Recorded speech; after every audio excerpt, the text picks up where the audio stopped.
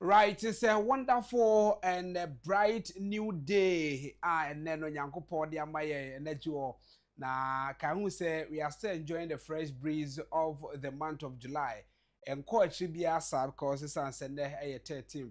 A cat in the phone Makoma Kubes Dumotri and Sana ye de Bosumina Konawi. So we are still enjoying the fresh breeze. You know, kakra ewumo enche kakrana se mupaya as you say yetwemu akona so mayenka chi osa no ropa Nyankopon ayadom ama menumi no asenhia e the dialogue show so ha e de tena se yedi Ghana nkomo e de ema the current affairs e course de na eye papa wose etimi kan na ye bo abaso e wo mu de he na mpanefo bi ya emfa na Afrika na emfa ne kwamu na yadwendwen ho a entimi sisuo no na afa yagye ho adwenkyerede ho kwan pa yebetimi sa ne ma no so etimi afa so of course aban a obu aban no ene oman no ene ye bibiri no a wo ye ne ho nkomo ene wo se etimi edi ema wo be kai se na wo twetwa mu member of parliament ed masu na for south aya wo no ankasa enso eye agric minister called the assurance committee no anim kwakan se nkukọ ketekete project no de ba ye no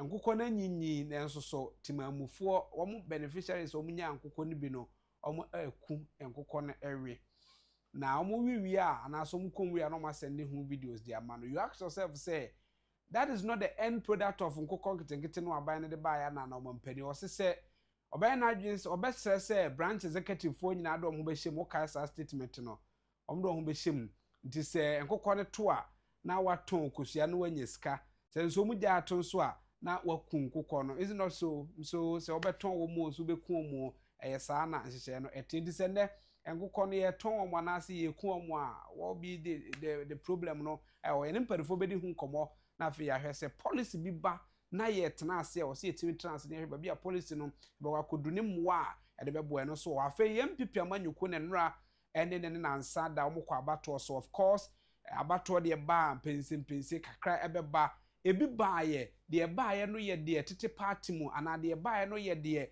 alisi ato aba wie ni betimi akan ho abom ye won krofo bo ha disqualify on a grounds bia na sa grounds no entimi nye se wo se etimi gina so na disqualify sa nipa na no abufu abehye sa nipa ni mu ama osusu se ye beto nsa frɛ ese ye nyina ye mra ma sa nipa no beba na ne nyina nso so eye nkomomom di nkonimu no ene agye esre se omo a omnom kɔ akansi ne nyina no omeka omho emom ebetimi aba se ebeye sa e de amoma na sesei ene beko afa dwumadie no se de nkomo etie no very packed action a ewom so eye pipa ene aropa bi din yours truly Kwame Abu Akuda nkomo a obeti afrem komoto I am your host with the most and I am your moderator every sabre ko ise non kron ebeba pa wesima no adue no wo the dialogue show so no and aropa ye duem sakrem sam na ebre wo na yewie ni saa agudie mrantie no akwanya so beba na tidbit kakra ewo agokansie mu nsem no wonso beba entertainment wo ho saa so na interviews ahodo ho intellectual discussion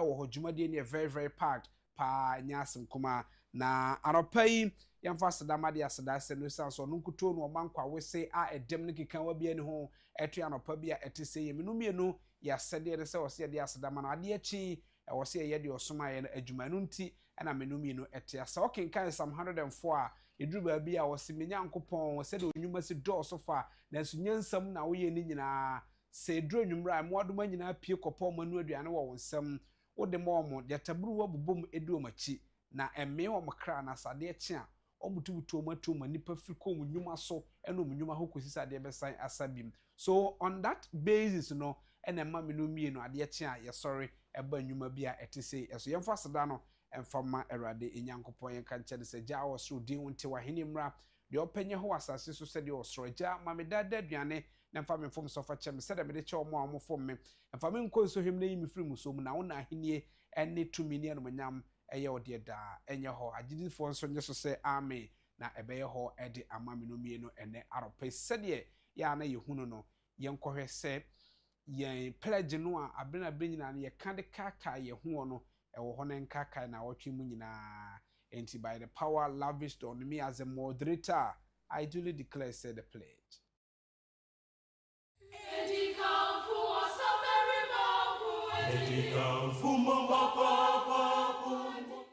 The pledge. I promise on my honor to be faithful and loyal to Ghana, my motherland. I pledge myself to the service of Ghana with all my strength and with all my heart.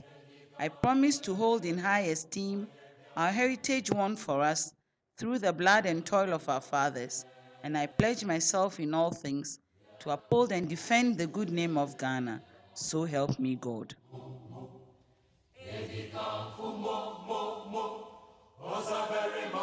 Enti abusia ehyehyɛ no eni sɛ woka saa de we bi a ɛyɛ pa ne mu yɛbɛhyɛw sɛ waka no saa no ma ne nna hɔ foto na mɔn day in and day out sɛ na betumi aboa ma betom ne bi no ɔman no bɛhyɛ wɔ animonyam na asase ya nso aboa da de obɛyɛ bia no so atumi ayi san sɛ yɛde ketewa bi hyɛ wɔn nsa no wodi so na wohwɛ so yie ɛma obiara nso enya ho ɛmfa so anɔpɛ yi yɛnkɔhwɛ sɛdeɛ ewiem sakram sɛm no bɛyɛ afa dɔnhwere aduonu na ya edi enum anɔpɛ yi yɛhunu sɛ ɛbɔ kakra ɛwɔ wiem ɛnɛ anɔpɛ yi.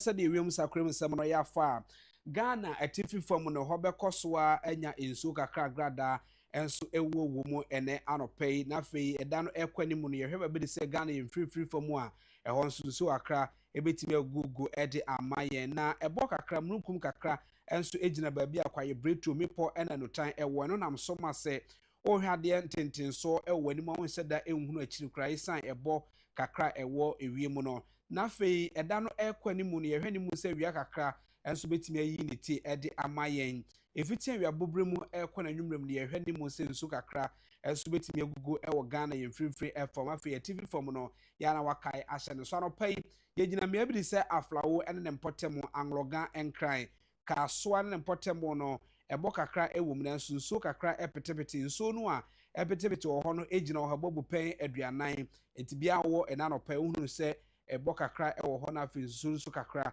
ɛpetepete afei kumase ne mpɔtɛm ketekrache afei kra no yɛde atebu adwira kintampo gɔɔso sunya ne tachiman sampa ɛne ne mpɔtɛm no nso no adeɛ sɛ nsuo kakra ɛpetepete wɔ hɔ a ofa mmea bi de sɛ atebu ɛna afei adwira ɛna kintampo senya sunya ne ɛka ho no egyina hɔ mo bupɛn aduasia 60% ɛwɔ bra sampa enso ɛka ho na kyɛ sɛ anɔpa nsuo no egugu ɛwɔ saa mmea aka bi wɔ hɔ a ɛbɔ ɛna ɛwɔ wiem ya ho hye no susupro no so na anɔpa yi egyina free 24 ekosi 26 degrees Celsius ɛnɛ anɔpa yi na awia bobrem no awia akra be ne ti ɛde aman nso wogyina Winneba Cape Coast ɛna afei takrade ne mpɔtɛm a wobetimi anya nsuo sanso ɛna ezim so ɛka ho ɛno egyina hɔ bɔ bupɛn aduanan ɛmea aka no awia akra be ne ti ɛde aman yɛ no nam so bɛma ho hyɛ na pagya anɔpa yi die no a egyina free 23 ekosi 24 degrees Celsius ɛkɔsoro yɛ 26 no ɛba begyina 29 ɛna afei nso kra no 33 degrees Celsius evite wia bobrem ɛkɔ nwumrem no wowɔ ɛmea bi de sɛ ho kofodua ɛna chemodan a utie ya obetimi anya ensuo egyina hɔ bɔ bupɛn aduanan kwawutafo ɛnso ɛka ho miaka no ɛbɔ kakra ba besanka wiem wo ketekrache ne mpɔtɛm aya nso hwensuo ne misan sɛ ɛno nso egyina hɔ bɔ bupɛn aduanan 40% de kyerɛ sɛ nsuo betimi agugu ɛno nam so bɛma anwumrɛ no ya ho hyɛ no so ate efiri susupu a egyina awia no 29 ekosi 34 degrees Celsius no ɛba begyina 26 ɛna akɔsoro kra no ɛyɛ 27 degrees Celsius na kyese wiem adwo na yɛtimi ada yɛkɔ Ghana yɛtifi fam hɔ ba bi de sɛ yɛn de tamale afei bole damango bogatanga na lelugu wa ɛna girapane ne mpɔtɛm anɔpa yi ɔmo enya nsuo ɛwɔ saa mmea no egyina hɔ mɔbu pɛn aduanan ekosi na aduasia ɛsɔ 40 to 60% ɛkyɛ sɛ nsuo no ɛtɔ saa mpɔtɛm hɔ anɔpa yi ɔma ho hyɛ no egyina free 24 ekosi 25 degrees Celsius awia bobrem no awia akra be ni tine nso ɛbɔ ba besanka awia no nam so bɛma ɔma ho hyɛ no ɛso apeja anopa yi de no a ejina 24 any 25 degrees Celsius no eba bejina 33 and akosro no 36 degrees Celsius anwumre no enso kakra ba begugu ewa tipi from eno no ejina ho mo pen aduanan 40% the chese enso ebeto no nam so be mo ma ho hye no so ate abejina 28 and afezu kwa 29 degrees Celsius epono so eye basabasa kakra ede ma afarefo no enti omunya ahweye ewo epono so emfa emaye don sre aduenu nan a edi animu yi sei na wiem sakra mu nsem no eye afa na anope yenkohwe se de ye motivation a production team no ede ma no etie production team ni kan ti ekruye ewo ene 13 July 2026 ewo the dialogue show so no asem a ye ka kire wa no ene say life is 10% of what happens to us and 90% of how we react to it. Abrabo aye boyi ewo mayi mu no. Die ebeto yen no 10% of it. Okay? Oha ni nyina no 100% ni nyina no. Die ebeto yen no 10% of it. Na mum se de react to ade na ato yen no carries about 90% of abrabo na ye bo no.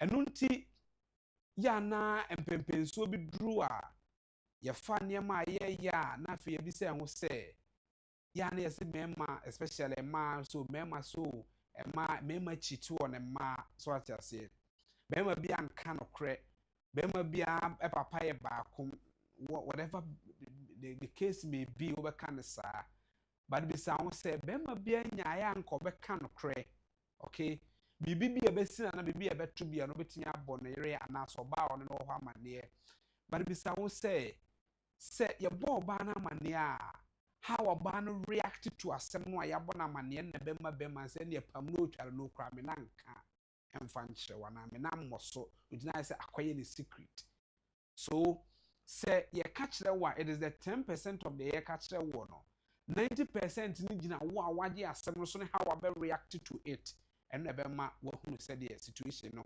etie jimika so oh nipa we dey ojo asem bi obeka kye ni bia na said the situation ni onyanto boase o situation ni mu wotimi afri mu that is the 90% because nipa suma see so it happens like that sana ya setena mu ye wo adwuma wo ye no se bibiba eba beto adwuma mu how we react to adwuma no we teacher ni we bank manager na we bibisa na obede corruption bi fra ho na opeso odi sika be hwa wo no 10% of the whole issue that is happening and at the eba how obeje 10% na tum no react to 10% no about 90% so the corruption eba ketasese na odi ba now say krache had de ye dwuma ne ye me mfa hwe ma de odi abai me das de but sanfa ko you carry about 90% of it.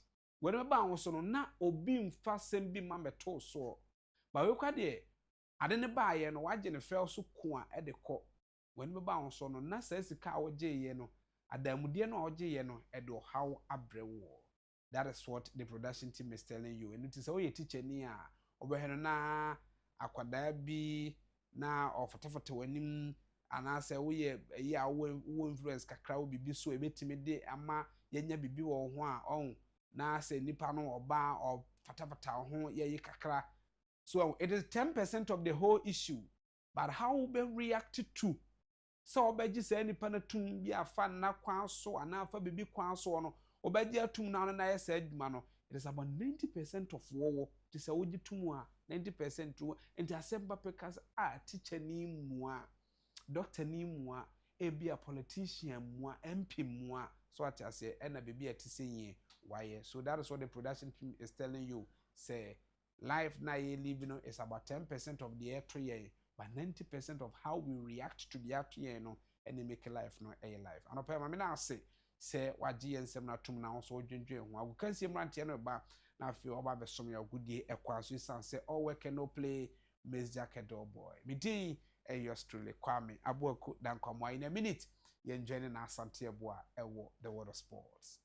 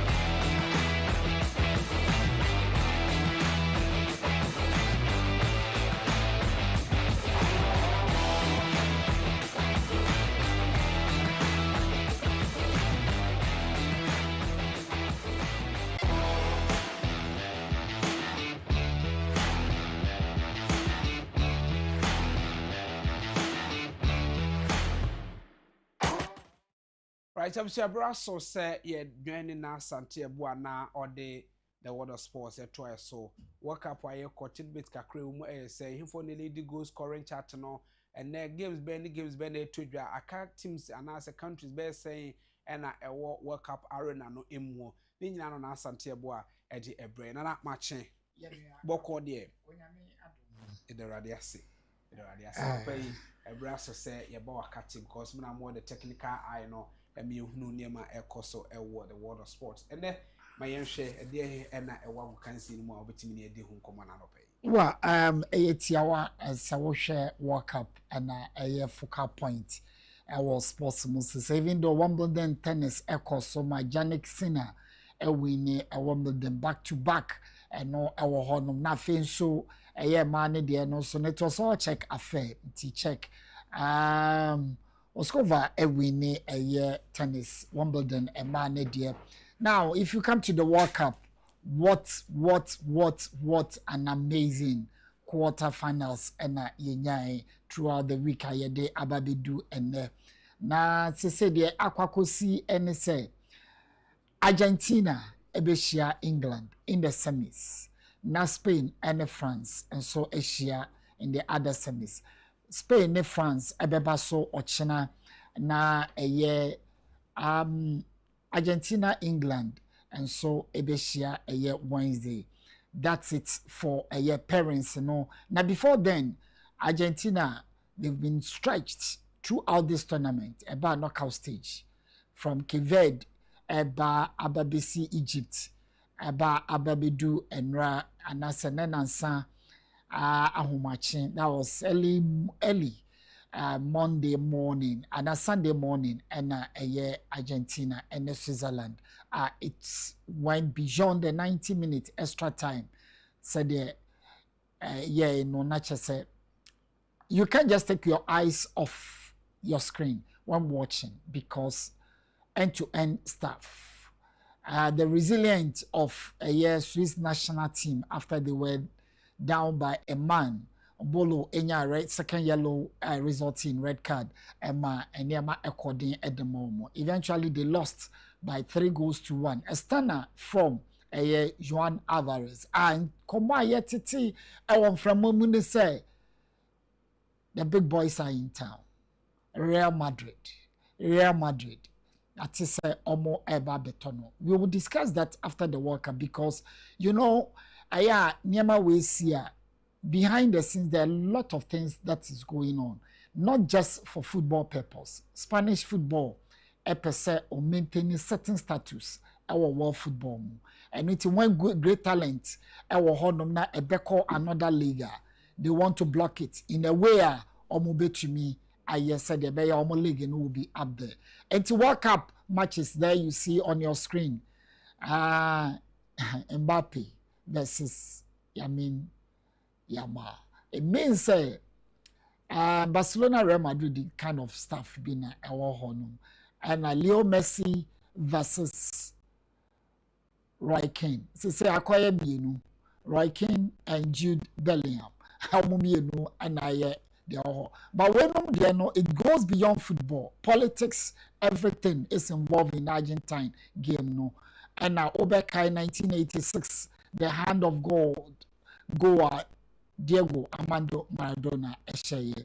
On your screen, World Cup winners, yes, and semi-finalists. Abis, you can see certain trend. And Argentina, one of the four from 2010, BC and the Omunina Tembiano almost semi-finals. It means they are there on merit. Is there any lessons for Ghana to learn from this? So the NCAA to me up our game. There are a lot of lessons for us to learn. I hope say you be share no na yeah.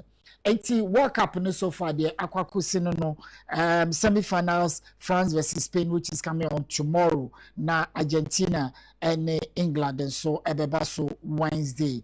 Now share go Kencity na very tight. Mbappe 8 goals. Leo Messi 8 goals. They are all in there. Hurricane, Samson and Jude Bellingham, so Spain have not been scoring much, but they are in there. almost share the out and out person be a stand out. But then Mbappe, Leo Messi, Harry Kane, Jude Bellingham, they are the people to watch so far our tournament in Serbia or to me a move goal scoring chat no a day call the BF4. No for the World Cup all is set for the semis and the finals will be coming on in New Jersey come Sunday. There you have on your screen. Yes, unfortunately for Haaland, he's off. And also some goals, 7 goals, of course. 8-8-7-6-6. That's something. Mouth-watering. World Cup has been full of controversies. Yes, just like life. Maybe believe it's a controversies in account and a man. Yes, you not take out a controversy film. Thank God, Ghana Emma under 17 also are qualified for the World Cup. So Morocco and Ghana Group C, Canada, Brazil, Norway, Ghana. Yeah, Ghana, Norway, Brazil, Canada. That's quite a difficult group because share Brazil. About my football, mama yard. Even though at that tender age, they find it difficult. But Canada, they are up there doing their best. And I Norway, said they are football. So, Ghana under 17, it's been a while. We've qualified, and we hope the team will do their best. Support our national team. No, we hope the same support will be given to the female teams whenever and wherever they participate in a tournament. Yanka will say immediately after the World Cup, na yako Glasgow Commonwealth Games and so ever. So as to when and Yamabe drop Team Ghana, I start your preparation. I'm a bombers in any or more aka maybe our outer or more intense form of preparation for the tournament. Can almost say Commonwealth Games football and come and the Kwame. So far, right. For World of Sports, we did say, Bibi and Hobi Bibi Apesu. My emphasis, my own said the Wakaka can I think say and one is a car 4 countries and a airborne. Yes, Obi World Cup in there. Oh, have France, Waji 2, Argentina, Aji 3, Spain, Aji 1, and England, Aji 1. And Tiomo Adju Don, winning we born and winning. Yes, Ghana, I'll have a be one of your group members in about Kwakuduna as in a group names with more than your group members, so England, but England, I could do not just say a team no more day. So you one can bet me. Krobi war, Cronidino, I will Kronku be Brish. Okay, a friend Chichere. That's right. That's right. Because Chichere.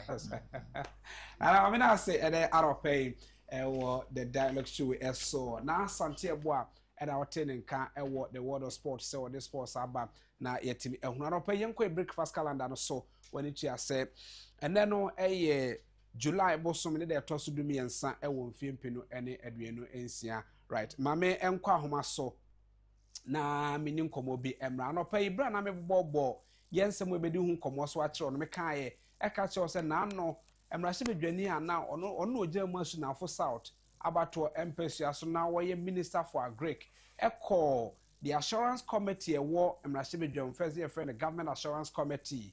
Anyone koko di nkomo based on nsem bi obisa no nsem o kan ba kwa na fa nkoko ketekete ho mouth water na che utie sa nkomo no se de tia na unhuru ba bi atire koto mayenkwa homa so na mene onobu nana ampa kwame adofrempon emo nkomo na onobu nana ampa kwame adofrempon mrase bedwani ono gem omanfo ewo abuakwa no fa bato empesua so why vice chairman Edma the assurance committee ewo mrase bedwam onobu no pemi moache me ba chompo mboko de right me say honorable betimi atemi nka na ye disa nkomo no e de amawo honorable otimi nka me moache right me say honorable nana ampa kwame adofrempon a member of parliament for Abuakwa no vice chairman of the assurance committee honorable machi no pay right we say production ne be kasa na ebia wate yenka na yetimi ehunu se ye ne no be disa enkomo no edi amawa na yahwe ekwan a womo efa so na woto nsa edi frɛ ono abo erikopoku based on the inti no woto nsa edi frɛ na bra oba ye no nkomo ne nsɛm a won bisa no the assurance committee no impressed about it na honorable memo acha no pay so minia right anopa ye ni sobra wanyama ye sɛ ye mmɔ nkomo kakra de edi kan ansa ne sɛ be kɔ nkomo boso no wukuo ye MPP amanyukuo no kwa abato so ne nansa bi ene nra ye hu sɛ generally asɛ baabi kɔ so yie de na wo hu ye wabato no mu be nsima ba ko mienu a edi ye ne mu yo anopa ye meta wase na metia ye T4 ni akafo nyina right na masatia the good people of Agyapong North constituency and okay now what me ye call abato our party to say ko yi constituency executive na baby bebre na no akufo-addo ma MPP for tania ye fifa di emra so ye ntisenti no bibia ko kama papa na baby ba ko mienu sabi na sabe yantumi anye abato no enti mpanyefo de ntse kakra begu akwa mu na de aka eche bia no ya clear free ho me constituency say you know na a couple of issues for her unfortunately for you know omanfa album na koma easy na mo the police station result mo me koma easy enti na nye validated album enti you do na problems kakra wo honti my exercise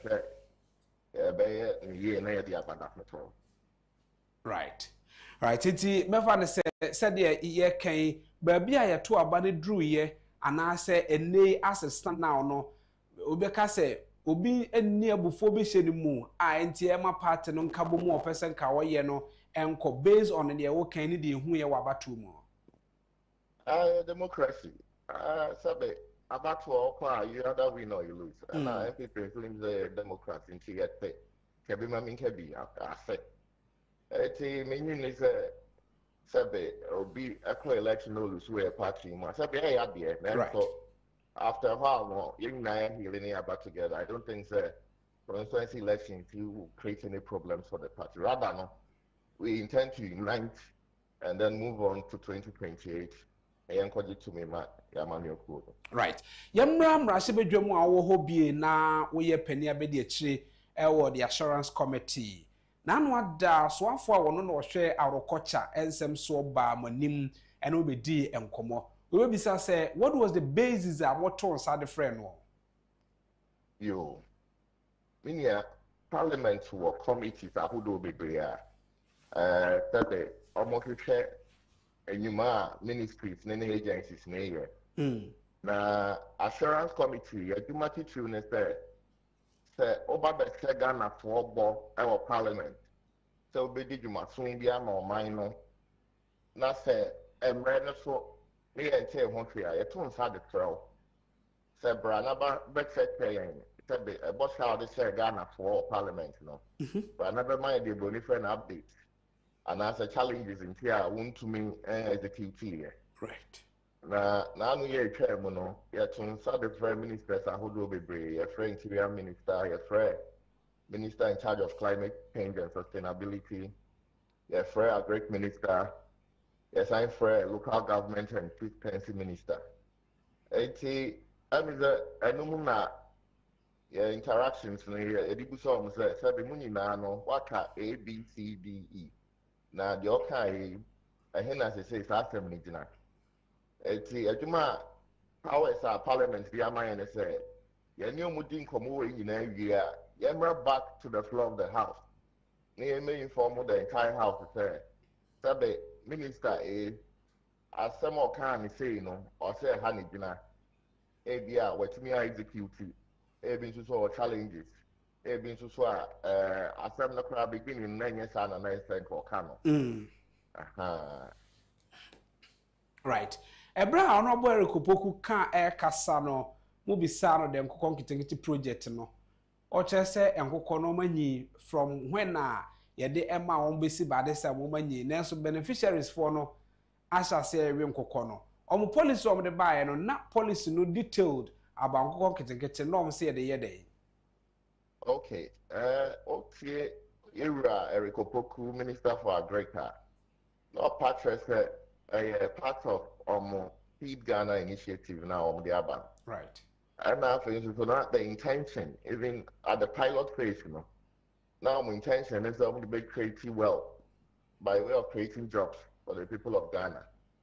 It's the kind pilot say the my widows be near the other.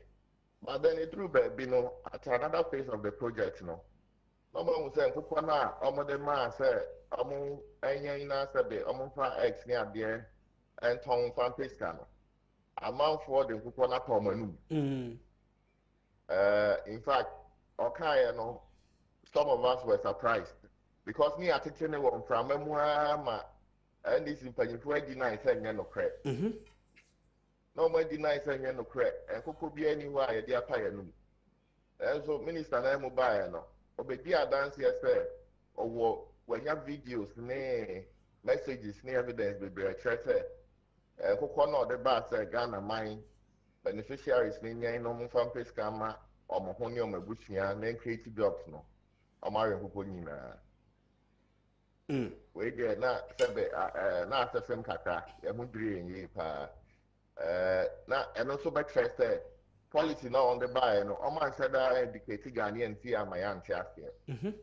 Now to know that there were a lot of lapses in the design of the policy because the Ghana of what you are saying here, coming in is a kukoi, Omberry, Agyapong. Now, a kind maybe a tremor. I confirm initiative be by That's right. And see, we a good lesson to NDC buying any step they moon paying for. Very well. Yeah, I'm very thorough with our policies. But now my Ghanaians appreciate the brains behind the policy, what they seek to achieve. Right. Then there be no or mining port risk because we set your minor risk. Abo Branko Kencity buy no na omo ye Poultry Farmers Association bi kura ka se adan nanka yamfa invest wo omo die nimu because omo de omo resources no e bia omo wo bia working force kakra omo betimi abo ahwe nkokɔ no but all their plan no fell into a deaf ear yanto omo nka said that we can man akɔhwere sika still poultry farming egu o man yimu I no correct. I would have expected saying buying a beboa nanka expanded farmers now more business in infrastructure. But I don't do an argument. They say he wants to introduce new people to farming, and poultry is one of the most lucrative ways of farming. But blame me now, no, but the background or more policy implementers. May assure sell mine yet or my Jumari is sending us a no. So the kind cited the mind of the Ghanaian say, we know we in the year now so they are to make generating income, generating employment.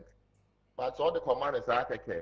And I said, baby crabby said you need the TNS on particular my party for. Right. Or be on one year and I drink of a poultry. I'm burning for them obey. That's right. That's right.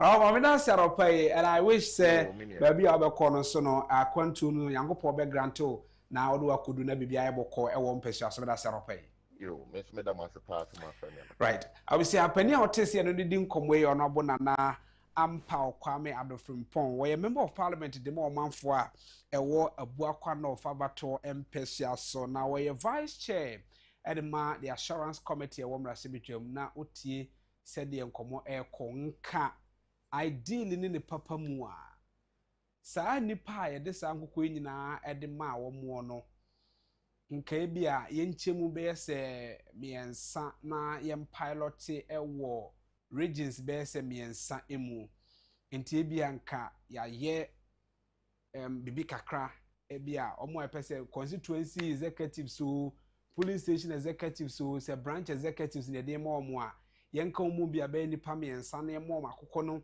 ebia 100 and 200 na sa nipa no miensa manage nkokɔ no emien hwa ade na hanso so sa na emfa ye de no aye pilot na nka no timi gina a sa nipa no miensa na betimi akabom aye one big poultry farmers a wo mo ahwe nkokɔ no na nka atimi aboa but this time around hwe ba bia kwakoduro Omgusu wi nkokɔ no enti be bisa se eba ne se on so den confirm dey na betoto ho se when it happens like this policy implementers and omo talk through policies, you know, how do they think about all these things and sana omo de aba when me nyina no ye nkomo a ya ye di edema se abena bring nyina no se ye di nkomo a ye hwe se de enema ekọ this time around ye nkọhwe de Greek committee no e wo mrase bedwam no ne emisa se nsem bi ba e omo ka ho nkomo bia ena ne ba bia aduru eniu just about 3-4 months ago e de ka ho enkomo mame no abo Isaac ya opoku mo nkomo why mrase bedwane de mo manfo e wo offense no offense south about to empesu so beg your pardon why a ranking member at the food agriculture and cocoa affairs committee on one of them watching just minia me ba chon pombo ko de ami adom ne mpai boy ho ye pa ye the radio say and opay ni sobra wanyama ye di nkomo kakra na before say be call your substantive issue mu no in a minute or two and then answer which is Saturday and enra Sunday na waba wa wukuo no anase wa manyuko a wo mu e wa bato so agya offense sound ne mpotemu generally saying na mabato no koye e wo wadaroma ami adom ko boko right basa bia to abana sumdwem ma MPP afana ntuma pa efra right wo hwe said ye amanyuko ni krakra ne niema no ode eba no a obi o amanyuko no bi e kasa for nkabomu obi e kasa for se na be betimi aboa na yare capture power 2028 and e ka ho ana mo apart na tuo no wo de binimu de compare obeka se saa na mo no anom nam so na be bi wo ho a wo se stampen for ye ka ho so far the M say brofun e can say so far so good nkabomu no na no kran ne nyame anim ni ba bi ho se yetumi ye adwumaden kakra na yetumi emma emuso kakra ewo ho eho no nkabomu no na ba bi de wanchi kakra wo ho no pa ho a em say dodo no ade party mpanyimfo no abo ho mode right obi bisa say aye bia ye koye num say ade sei na da yanimu nti beba ne sei ena nka obi emfasa ade ne nsi nani so na still wode ntitimu beba and then egu so say aye nipa ho adwuma so obi a ne sabi akoma eda ne yem obi o a sisi a na ne bo adwo obi so be che kakransa timpanyimfo ne wo mo a sabi bufo kakra wo mentime ho ase kakra wo mpanyimfo gu so a ye ne wo mo nyina kasa right nipa ho adwuma de sabi ya na ehia abotre kakra nti gidi se enche ibenya total unity e wo party na 2028 no yetumi de akwakoje tumi right yemra ye nkomo ba ko eda yanimu se na ano mo ankasa munua wo no ejema asunafo south abato mpesua so ba the assurance committee anim se de omo ne ba bedi enkomo committee no enhwehwemu bu ma yehunu se enkokon kitingiti project ba ya munyina mu kan ho asembie na nkebeboa de di kan na enso ekọ na wieye no ase policy ne eye guo we bisa se policy no aban no ankyerɛkyerɛ Ghana fo mu yie ana omo a yede nkokɔ ne ma wo no is true say ye bo party faithfuls for abaso with sa nkokɔ yi me no na waka no on say aban no ede nkokɔ nkete eba no ode botaye si nanim botaye esi nani so botaye a na di kan no say obe reduce the country's heavy reliance on imported frozen chicken right eno epa ho a obe boost local poultry production pa ho a obe strengthen food sovereignty na fe wa generate ne atwato kra eno hia me pa no obe generate sustainable household incomes on boost poultry production intermediate nkame kwa mafamudia nkame mi fi say obedi kan na poultry farmers association for na din kobo na we identify all problems and challenges na omo ewo no so na wa bo modern say obe address challenges no ansa na sa nkokon ketenkete kura wo kan wasabi we roll it out right so if you say na edi kan they all chicks in kura no ya importing nyina fi abrochire nti o pese we boost local production now we import no nyina about 80% of chicks na o de ba o man wa be ya adwuma no nyina no why import wa in the first place no say nye local production no no so eto so mienu omo hia feed pa poultry farmers association for be catch say feed any ade ho hia ye pa na fe vaccination so enti nka me de nka me ma fam a nka first no wo hatcheries na wo Ghana ha no ube addresses our challenge na wo ha no na yetumi produce hatcheries ni nyina e wo ha and this enkasika ye de ko hye mu nyina enanka ye de address challenge ba ko a enka ye ko enim menua nkoko a wo chiche ye wa wo di kanka party faithful so nko an nya bie right eno kra de enka ha adwen efiso mu nyina e ye Ghana for that's right nanso so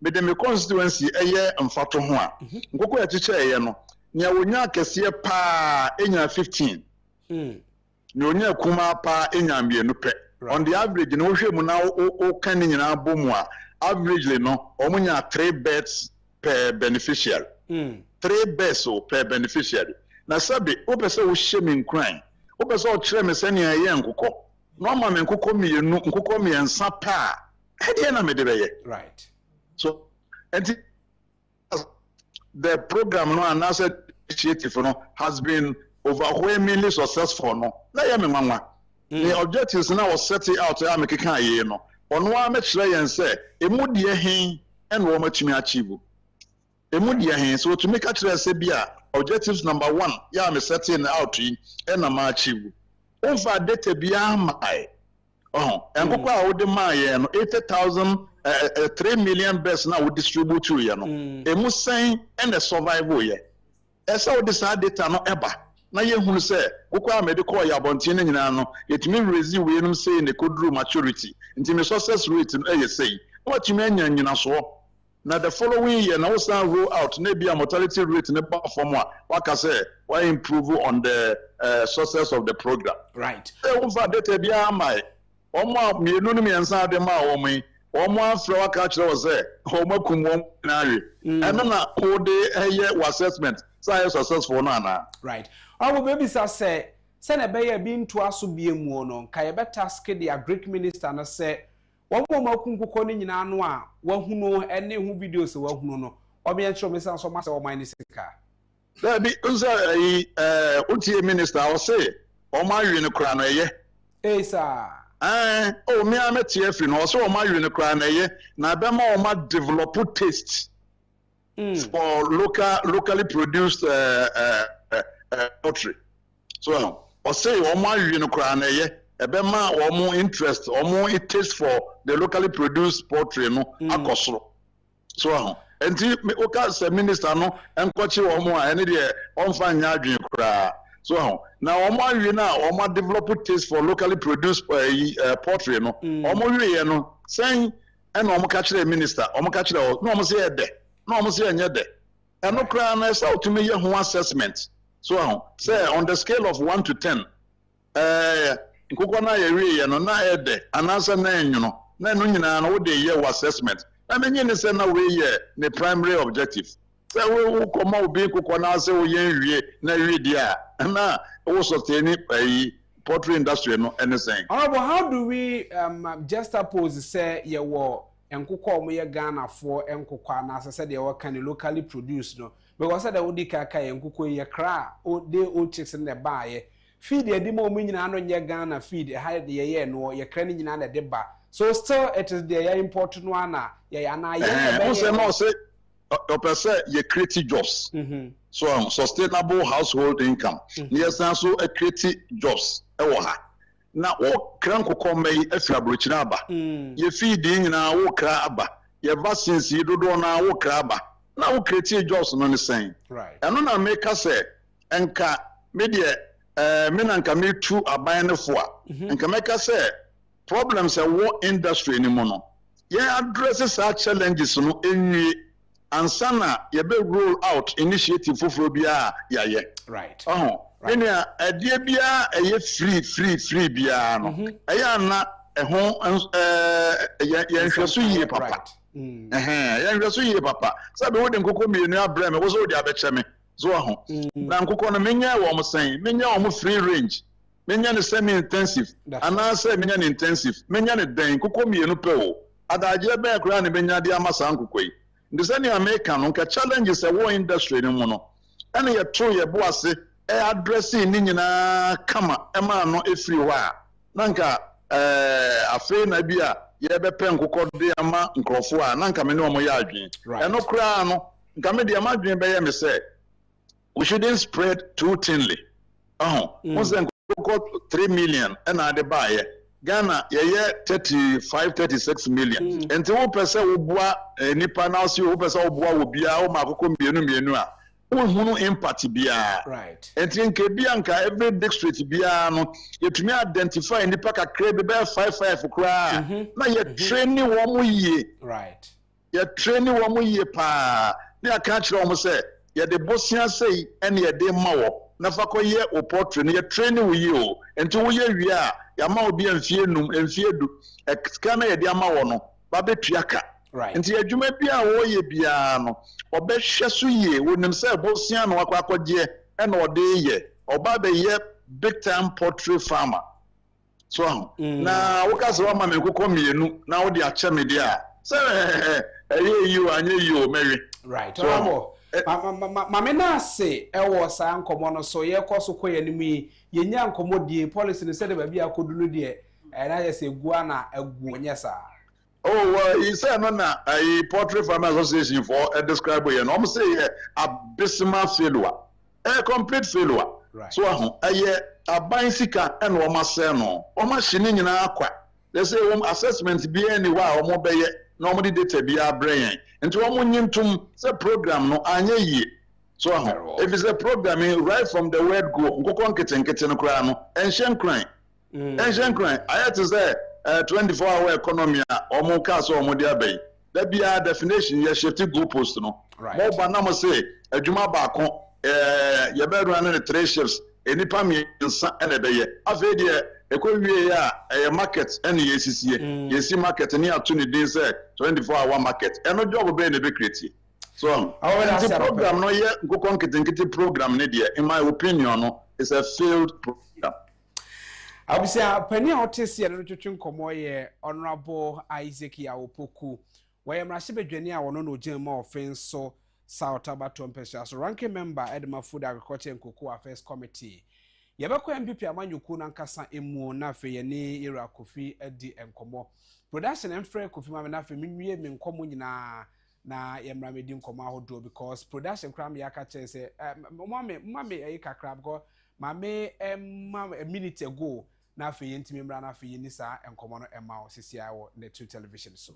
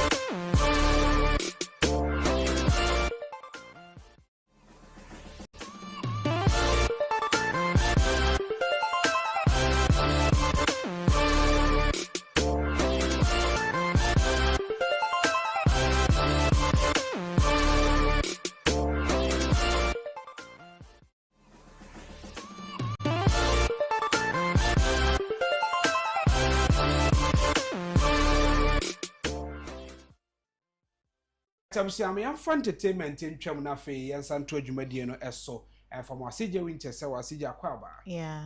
My yan for entertainment die wo mu nyina so ento aso e wo the dialogue show. Right. Ebusuado pay na mintia obi bia na weekends no so no whatever thing it was no we have a new week.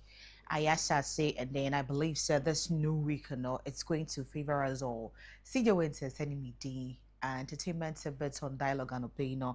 Mesha say with akufo-addo na last Friday and last Saturday yeah no you have a cleanup exercise. Ghana Mampeni, John Dramani Mahama, say, for Friday and Saturday, no, if I need cleanup exercise due to flood course so and mura ediabugu or magnum. Na and I'm so if you are socialite TV presenter, musician, then you know, ojinemu, and all can asemi edi ache Mampeni John Dramani Mahama say, asema okay ya na sade a odi abe de yo ya te Ghana fo ye be ye na emomu no eno no is not a solution na ebe to me eradicate say bia flood issue no ember biome and I say there wouldn't be any waste biome ebe wo Ghana hanom in the sense of what, because there are so many people omo we say be good citizens, they are good people omo we say bola no whatever could good the right places, but there are not enough waste bins a provide ya magana for and I say bi no mo a obetimi di waste na kwa kogu honom eye na nka bia oman mu ha say nkran krom ha kuma se hefa baby bia ona baby a obenam bia utu na be ye 3-5 minutes bia na 5-10 minutes bia obenya baller konko say esi ho now the baller de egumu a anka enye de ba na you know we all know what is going on sa yi baller fu ikra wo besta sa baller ikra we don't even know baby omko hwehwe baller ni gu enti enya de e beboa enti na wo se omo system bi omo create system bi a eno no na betumi agina na aboa na omo ayesa enema we ni mu nyina waste no se obi ye wani fi a wo so de kogu hefa omo providing all those things no se ne be ye na esanya manyama nya sa pa dia ye enkonkosi aga enya de be ko ba bia na in other stories no Jegati oye musician ni nyuma or release somewhere 25th December 2009. My lady lady now on the yes enyumo no the fans of lady no and her fans so the Jegati call for a comeback say Jamestown honom no baby a woko twa sa video no we hear wo honom mo unite no mo sanya something different because that enyumo no a Teki award Ghana Music Awards 2011 nominations be brave na afei so no mote ne nkache they got his somebody omote ne nkache and he's now coming back into the music industry and a lot of people are saying oh okay so everybody mate kra sonic impaluta kra ewo nyumbia akaka kra na bibia ye kama na che some release na yen so you having a feel of it, but he said a lot and they did a lot with that same lady no Bolivian. Let's have the video. Yo, what's up, everybody? I did greet you. Listen, I have a big surprise for you. You're gonna love it. I've been listening to a lot of people, so follow me.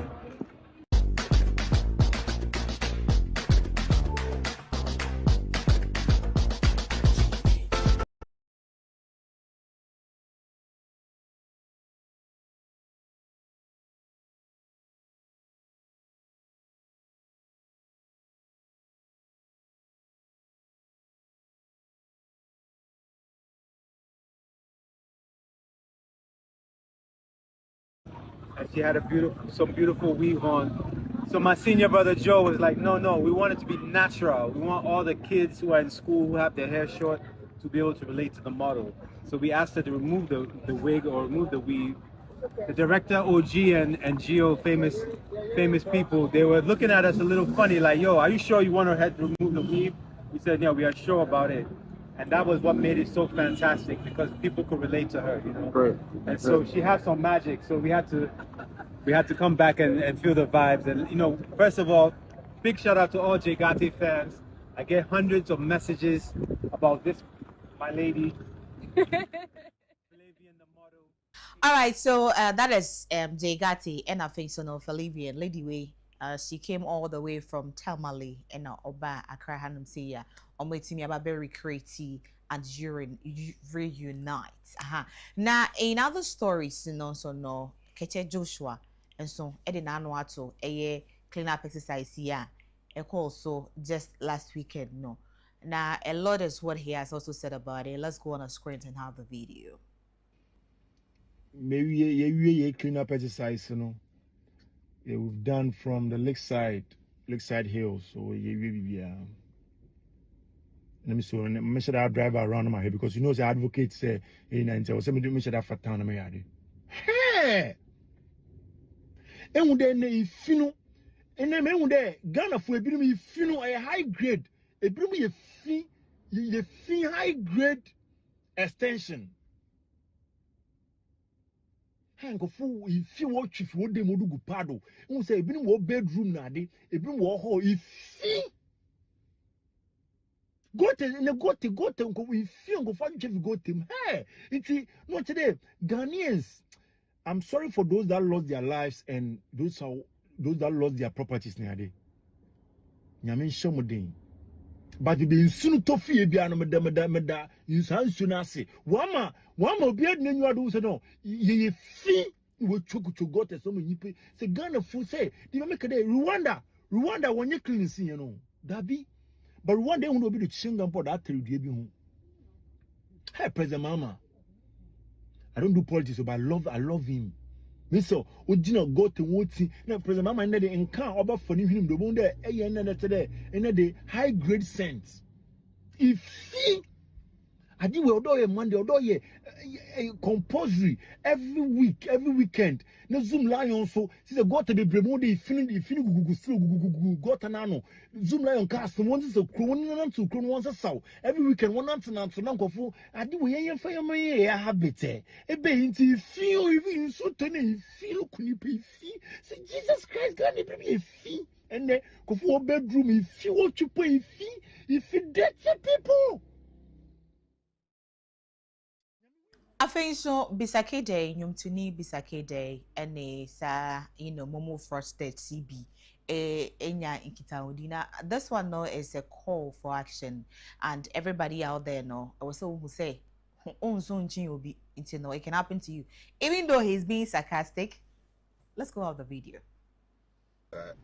And I will 2-3 and I dear fraud there say bet you and yes and I will also share brofuni yeah as I did be maybe no casana but for an American I will black laundry legendary into one can ye legendary next time no over for me as I can ye black legendary music and next time more beat na beat hey and this come on ska dey be we until o ye ni yanka onya kakra but the say no ejuma na say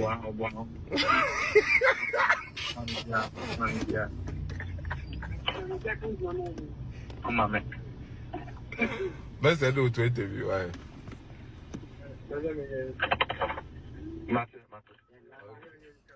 Inama we this we yakwa muda but so wan hwa omo ne osere pa but omo nya wonso omo fa wo ho emfa ncheo enti na obi ama na ni enda ho na say obi frɛ and I send his kana you say sometimes no obi a na ni brade sa no once ana work on say won a wani brade sa no won na wanya because unim say wo for bia ni aburuchiri bi o send you sika bia but they will call you and tell you all these things now so di achi unim say obi bia mfi ba bi mba won expect package bia but say wo be yes story no me mo afele say oh minya we ya adi we die nyankopon nchire ni pasa enti sometimes na ye use ye ngadwen no ene ye totolom to gamshin no na lastly no Majid Michelle say ne classmates one hour on one call school nya day na one cry day woni mu ene say wo hwe na ana mo bi wonu mu to any day because said dia na oye reserved e was school mu said dia na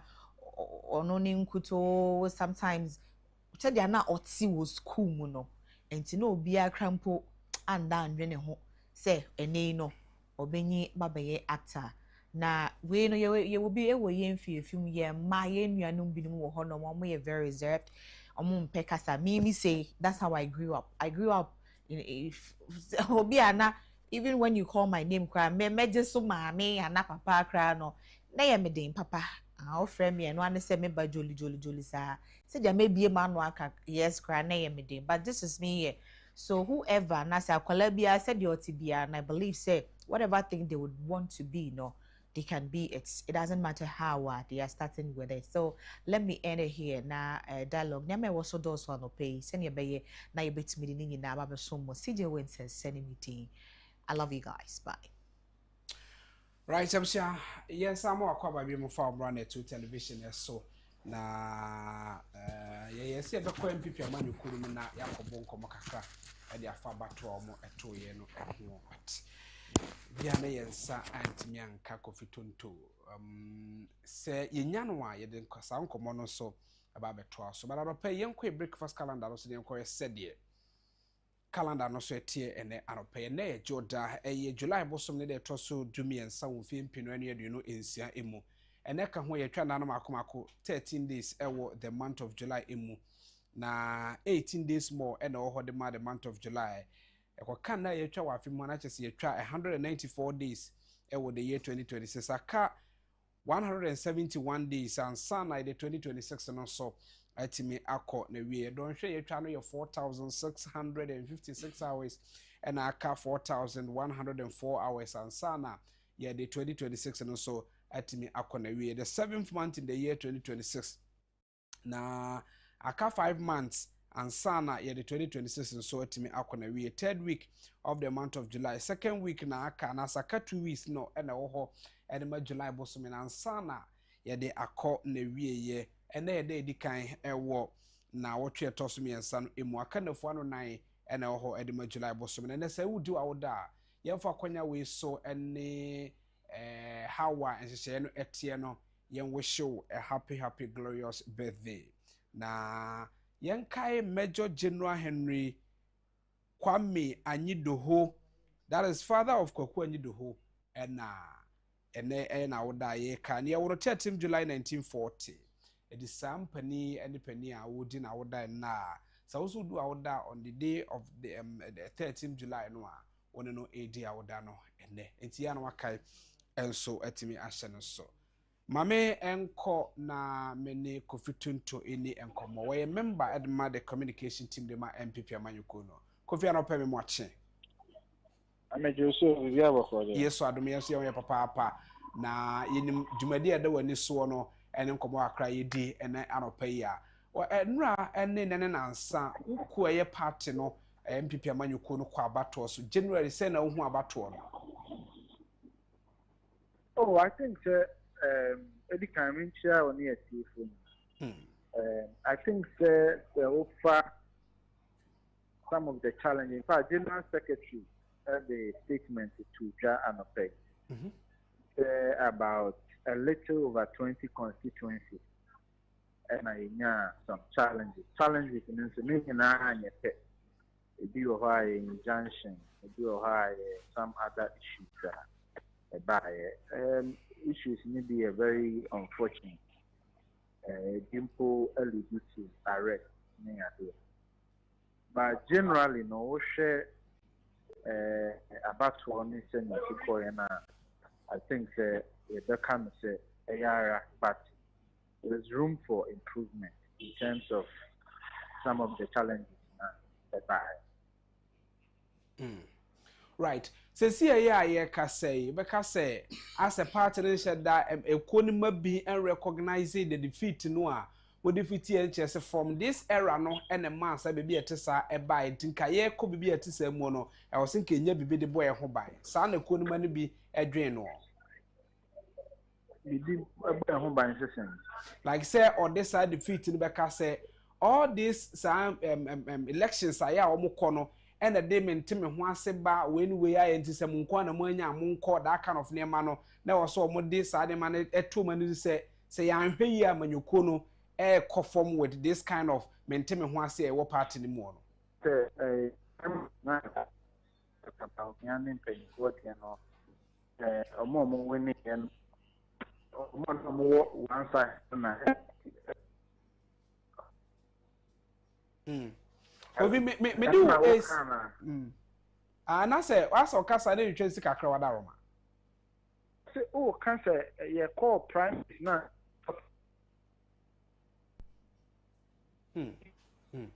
asa menti Kofi enka de but Kofi say otime nka abrabiem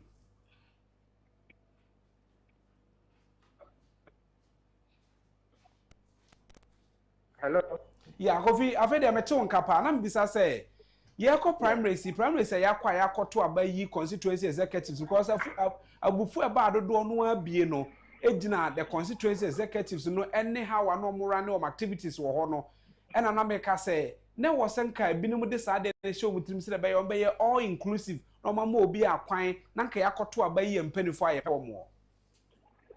Okay. I mean, so for me, I think about what na ejina and she say I did go akwemu and no ma abotaye mu aba. One particular constituency here. Member who are now officer of contest. Now, or complain said there were challenges. Eventually, or move better, more people. While winning constituency, but you know, you're not to or train them 800 votes. Right. So what it means is that the go akwem ma obia kompia one map party manu to me eyi nipa o makoma yede right but the American na ko say generally no say no ekoyi kakra na ankoyi no she na say di go akwem se na be ya bitimi ama party for na ta koto no matu free o makoma. Right. Was a man yet the fear Kumamua or Mopa. A ma constituency mission as the man I right. Kobi maminya we na bisa say am say no eba na yet one of my communicators and I say the committee member ba ko a won no mu Yura Miracle Aboaje ya che no de ka ka ho when your details of the arrest na di ntina o mo che no.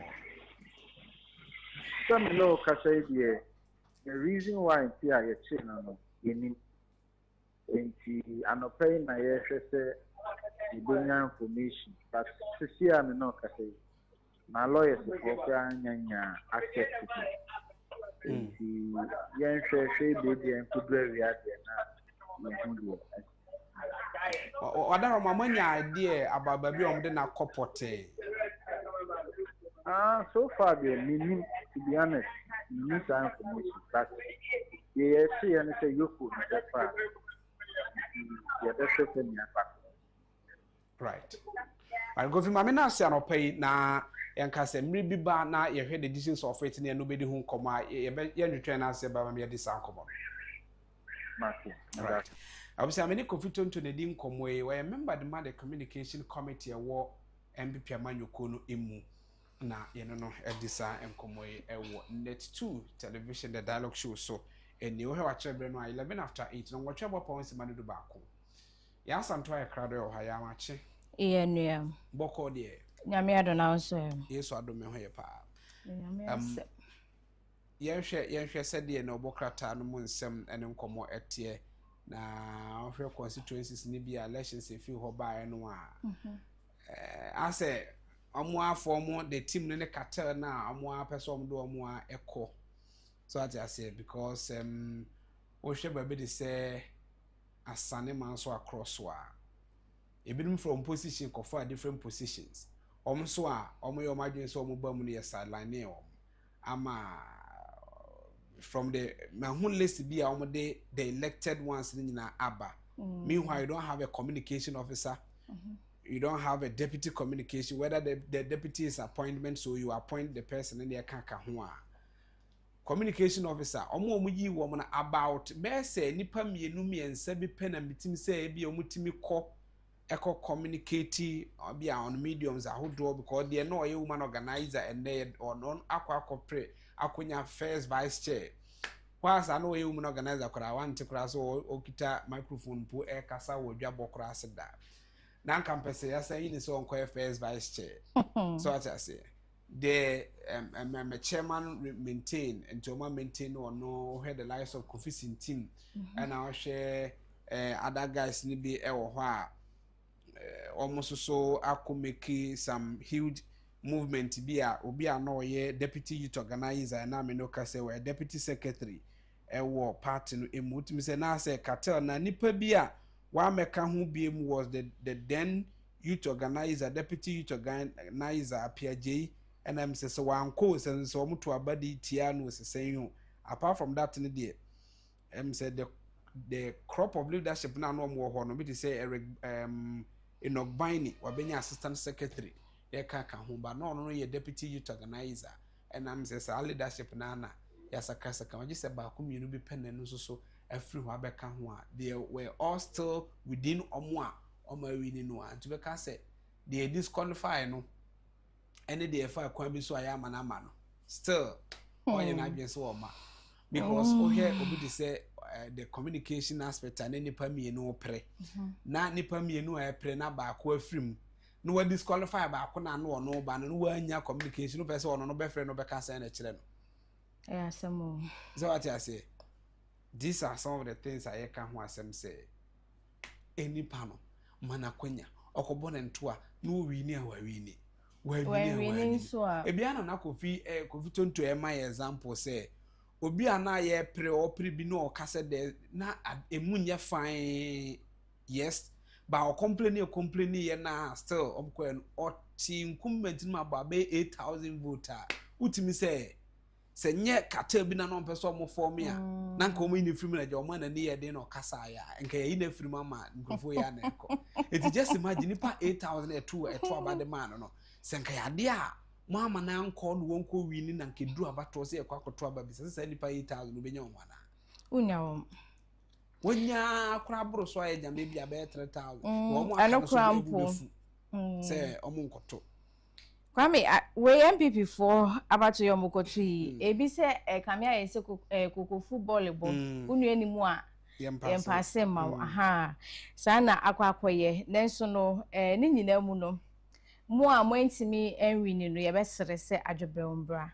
Na afi mu so ye to abama mu a mwedi nkunim wo mu no. Mu fa nkunim die no maye adwuma wo MPP amanyeko nim. Tiawa Kwame enti se akwai me hu as Collins Duba youth organizer akwai okwa assembly ho ada den tam na ono waka ho bi akwai na furu tietie be na furu kakrakai sa ona ma assembly ho ya na we youth organizer. Oh, okay. Collins Duba minim no ho be kwa assembly no na mo ha mu se de okay ada papa bi a wo na ayi Tijani Mohammed Nasala coordinator onum Tijani asem honorable bim oh okay okay okay ono do ye adwuma champion oye adwuma pa oye adwuma okay and Inogbini as so Inogbini so aba assistant secretary okay and Kofi team aba yutoga organizer Onim pa onim sinti ase ni ojeje kakra won imu odu tentin bisa so on shada nwa pi but oye kakra sinti na kwachi aba treasure and I think say no drive on car no also and okay ono de minim no na adu amankwa Philemon on minim no na me say den hunu de but no abenya second vice. Oh, okay. And a woman organizer, a lady Kokoi, me Selina, omonde friend of me, nim say, the dear do not didn't know I was some for Temo dear, but yeah, almost there na aba. That constituencies have been home. We sound phoning now with communicator, communication director. Some of the appointments in the why I appointed, and some of the positions in the you appointed. At first, no, now communication, no, now you appointed.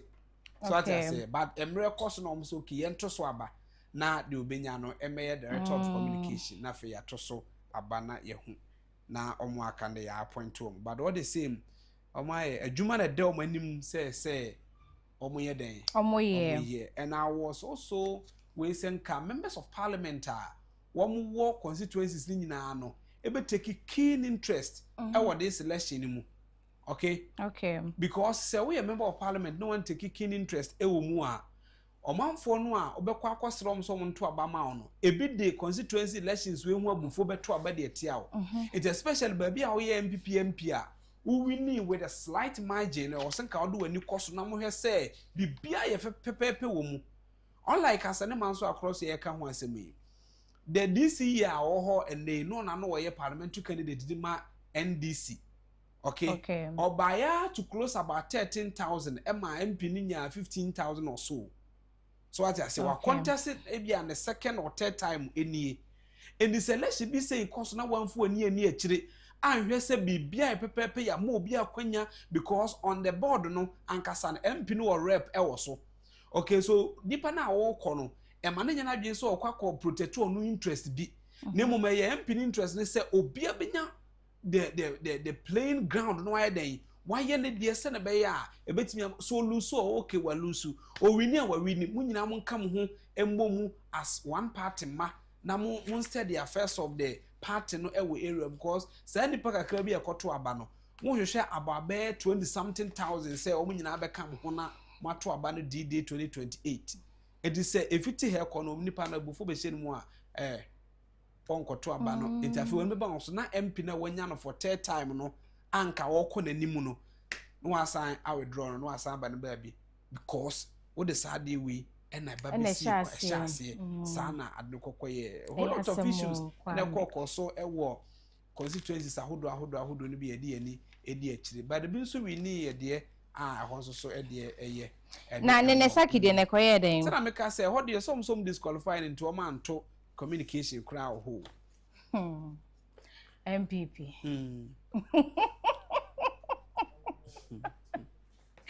Kroko.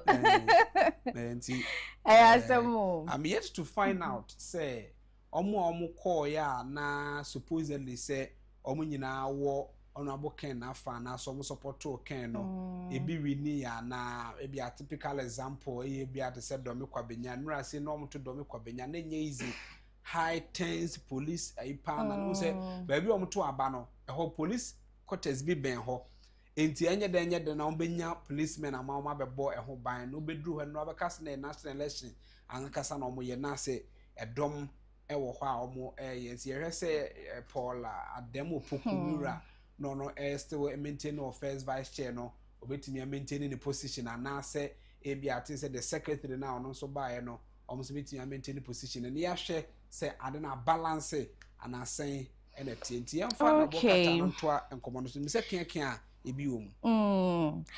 Kwame mamesha se no pen for the bokata hoda mesaka nso me hwefo ne etie for no pen mesha se the chronicle na asha se katafa etosom yensa na mebo me nkomobo ede afi na Minister for Food and Agriculture Ora Eric Opoku na ede nsemu eto Ghana fo nyinanim na Ghana fo ya sumsem de da se ye mampani Yera John Dramani Mahama baye na obeye initiative bia wo se ye friend nkokon ketenkete na ne pomesi bre na ne se Ghana hase ye kran kokofo su no edifa broche badodo eno ntino ye hwema ya tete so na nkokon ketenkete amampani se ye benye wom ye fiefie mu aye Ghana fo nyina no obi abenya ne chefa se ne be ya nkokododo ye krade fi nkofo man so ba eye force no ebeba fom eno achikwa na na ntemo weta be ka se yare wo mu ne ade nti se ba fom de a ene ye ka se wo e pochi wo e man mu aye ya bitimenya nkokon edudo ne de free so ene achikwa so nkosua so ade ebenya ade free mu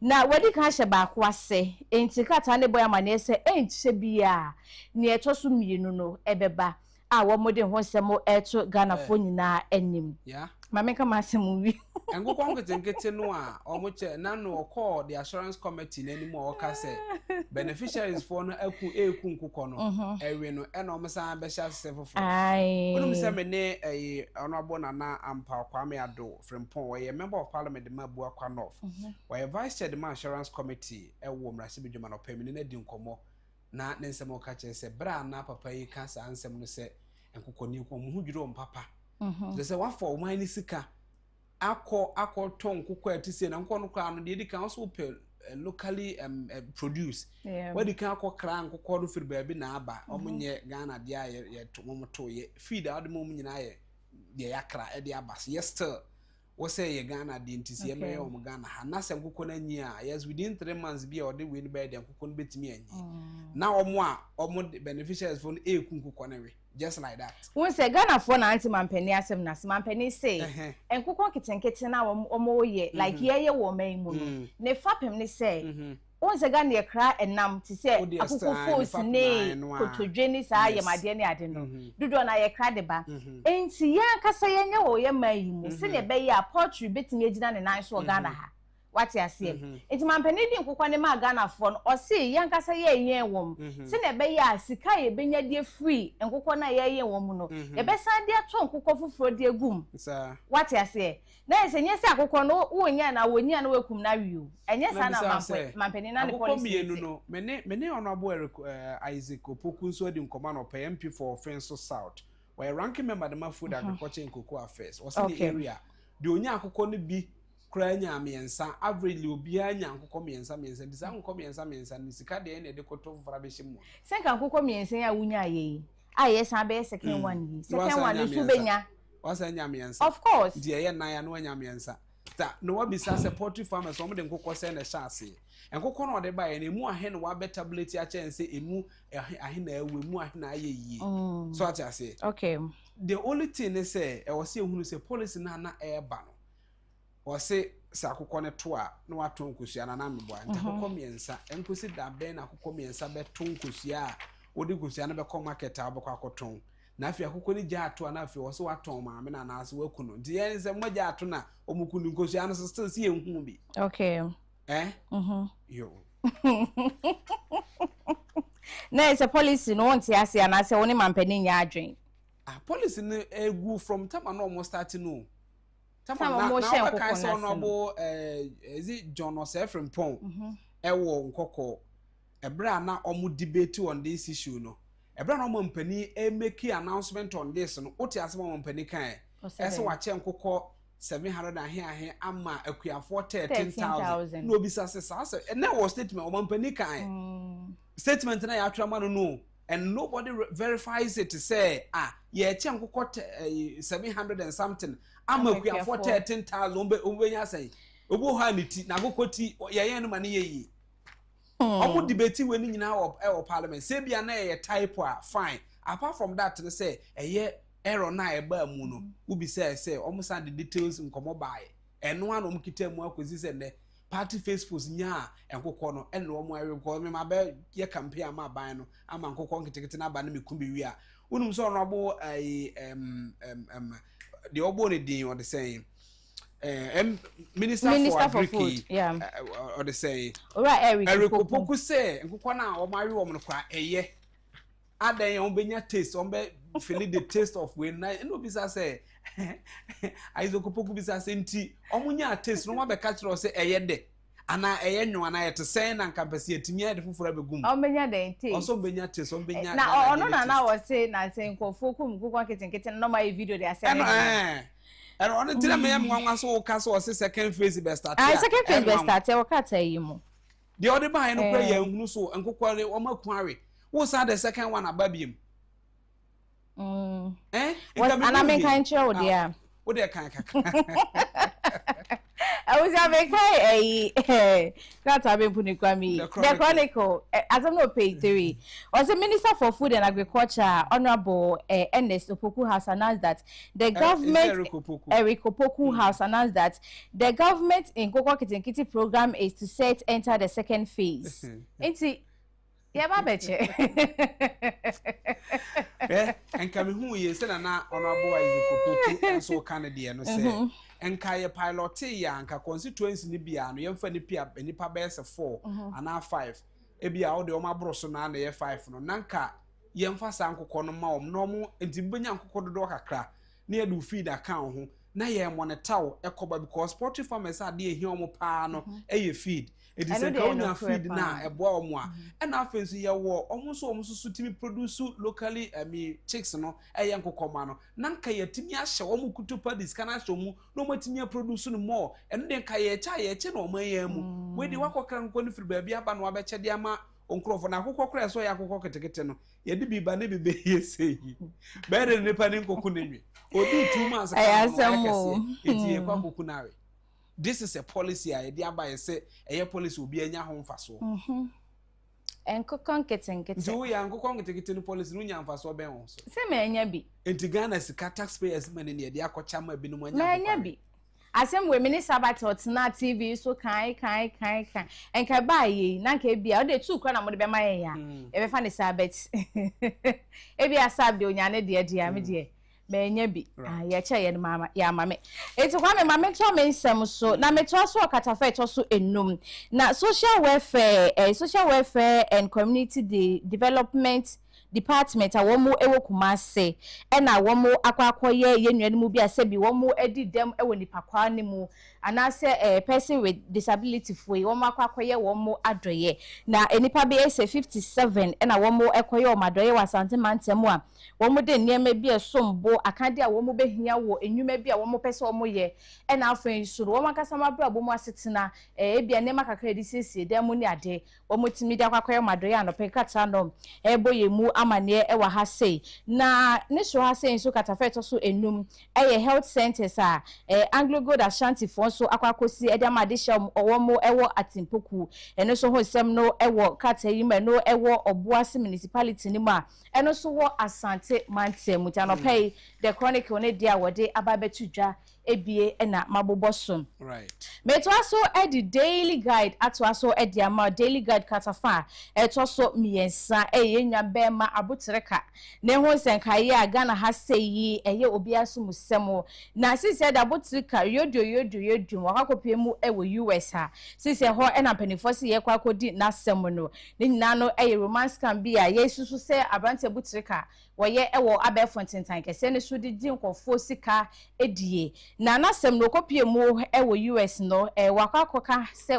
asam na wo mode bo no kwadu no enya de wodi hu for de biara da inti court wo mo ahye se nyame ya aduma next month wo ba bepie mu ewo court afi ho ene be hu se abotiri ka wo kwakoda mu anase nyame be na dom no be sa ba o micro Ghana bio nensem no katafe to so miensa ho na asemi ewo na katafe to so miensa nche ha se so we banner headline na chesa asem ne so pam yewura ba ko no nsemtro ni nsemtro dwuma yi wakwadiri mu eneneni mfoni ababeto ha mpenifo kire se etututo bi akoso MPP amadwoko ni memende etwam a wo moto MPP fo aba no ne hu bo mu ti kire bam mpenifo akire no okatechie free fo ho asem na mekan ya katafeto so miensa ensem no eda kata no enim right na katafeto so miensa nche ha se nso yesi yokofo wo mo akwakochi owura Dennis Miracle Abuaje eno so hasem no ewo krata yi enim na afen so Nigeria fo nipa mienu bi ache wom alatayafo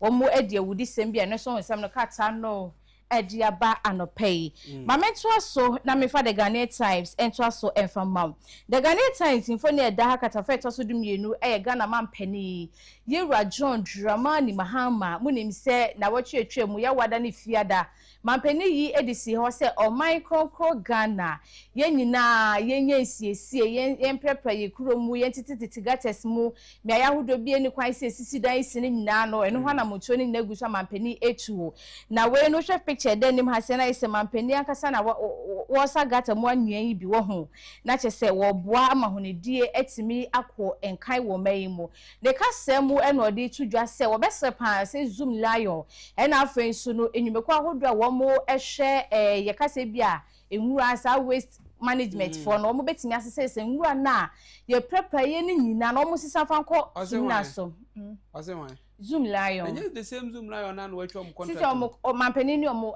kasa o mo kasa won ya fa no watwa nipa no contract 29 years contract on nipa no woro say e boka enti watwa mu wakopra pra gu gata na emu ne magu kwan no awsa ahye ne so won kozesa no den fo na kwa kosesa but yes still I say ebi assembly no contract no bi da enwu ye dia ba the general just pon for na omo zoom line dem sem say twem obi anim sem da na omo akofa kire I de akoba na obi anim dia fa fa pe me john data yenye na ye fa isi na fe intellectual discussion enti wampani akasa e de afa ho ani phone de anim ha anano ade na Ghana for ye ka me be kan bi say asem ni si ye na nso yi fa ye mampani nam wiem be we de wan fa wiem mampani akasa esi form a gatem wanwia no wasise bie mampani wa ya ade mu ne adwuma na ne nche ha sei so eye kratafa eto so dum ye no ha ya na ababeto dwa se nkokon kitinkiti ya na mekan wasem yi kwa me hwe se ne nkokon itie di a nkese ya ne senka wo mo ba won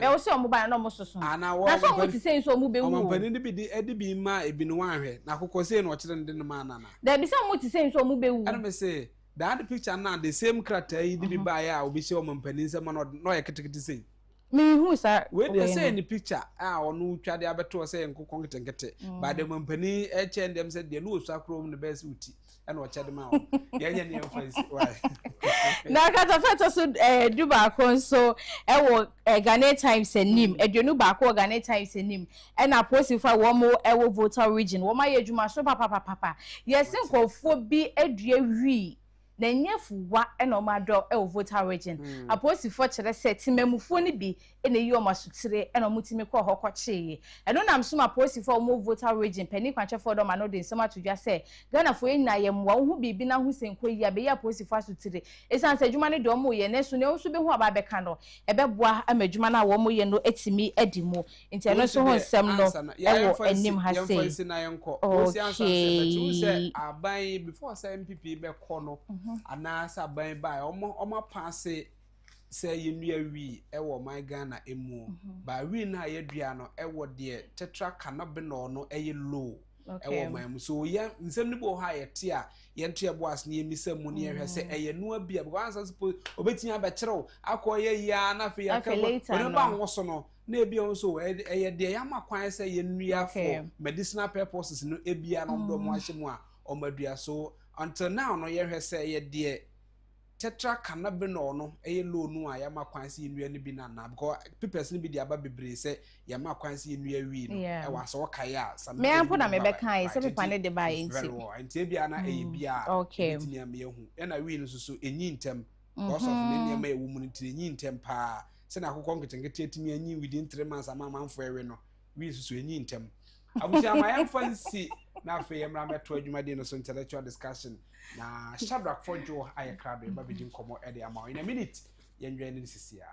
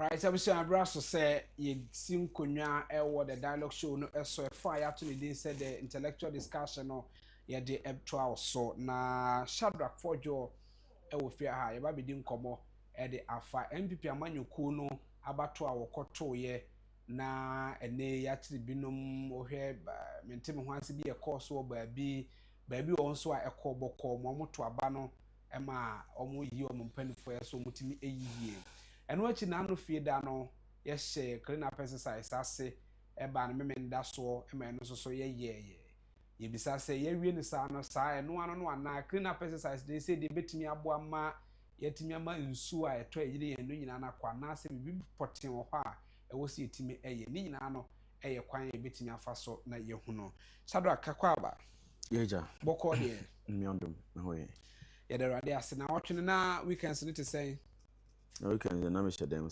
sa ade nsu yi da for area na enso yi familiar I won't say flood na course by 3 weeks 1 month ago a cause massive erosion at our end and you know weekends na take your opportunity to say young waduma and say area house say tozuo as a cast and current member so weekend dedicated yes I don't know very well yen share from and that Saturday no a baby sinra and nekra I'm told to say some of the constituency ni be better ba and ne a joda yen share o head generally about to ye no a ohunu say on the preference of a scale of 1 to 100 no obeka said the watete ni de wahu no percentage men out there ma many of that say e be fa kwanya we sini achia ahwefo mo hwe na tu anapa yi mechia ateguman hene Dr. Impon Yeboasiama okay na mechia na me say meko bunu program na ekoso atebubu in the next month August enti na ahwefo na atiefo ne akontifo a free atebubu ni ade nyina no almost say modi wan be hwefie right na mako support program no mechia na kwa mahene na machia me na Mponsantin Kakabo machia na kwa me agenti anopay I think in the earlier hours of today and Justin Kodia that is the current MPP secretary no that's right I did the update of the elections na ya so far no by purchase out of the 276 constituencies no and right we in right day no near to about 245 constituencies okay representing about 88.7%. And there was some 23 constituencies be over issues near the Adewoho. 4 constituencies no omonitimi who did election because of last minute challenges. Some of them here Ningo Pram Atweman Ponua Obuase Tro and Ato Obuase West and Atrobo constituency. And there are other constituencies be over penchen no mabi kokọ so ho then ya fija sechere East Adanse Bantama and Asante Achim Central.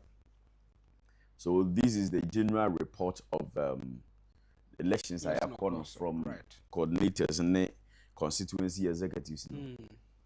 Now aside that no, I would just say maybe I'll give somewhere 70% so far. That we've gone for elections, we've been able to conduct the elections.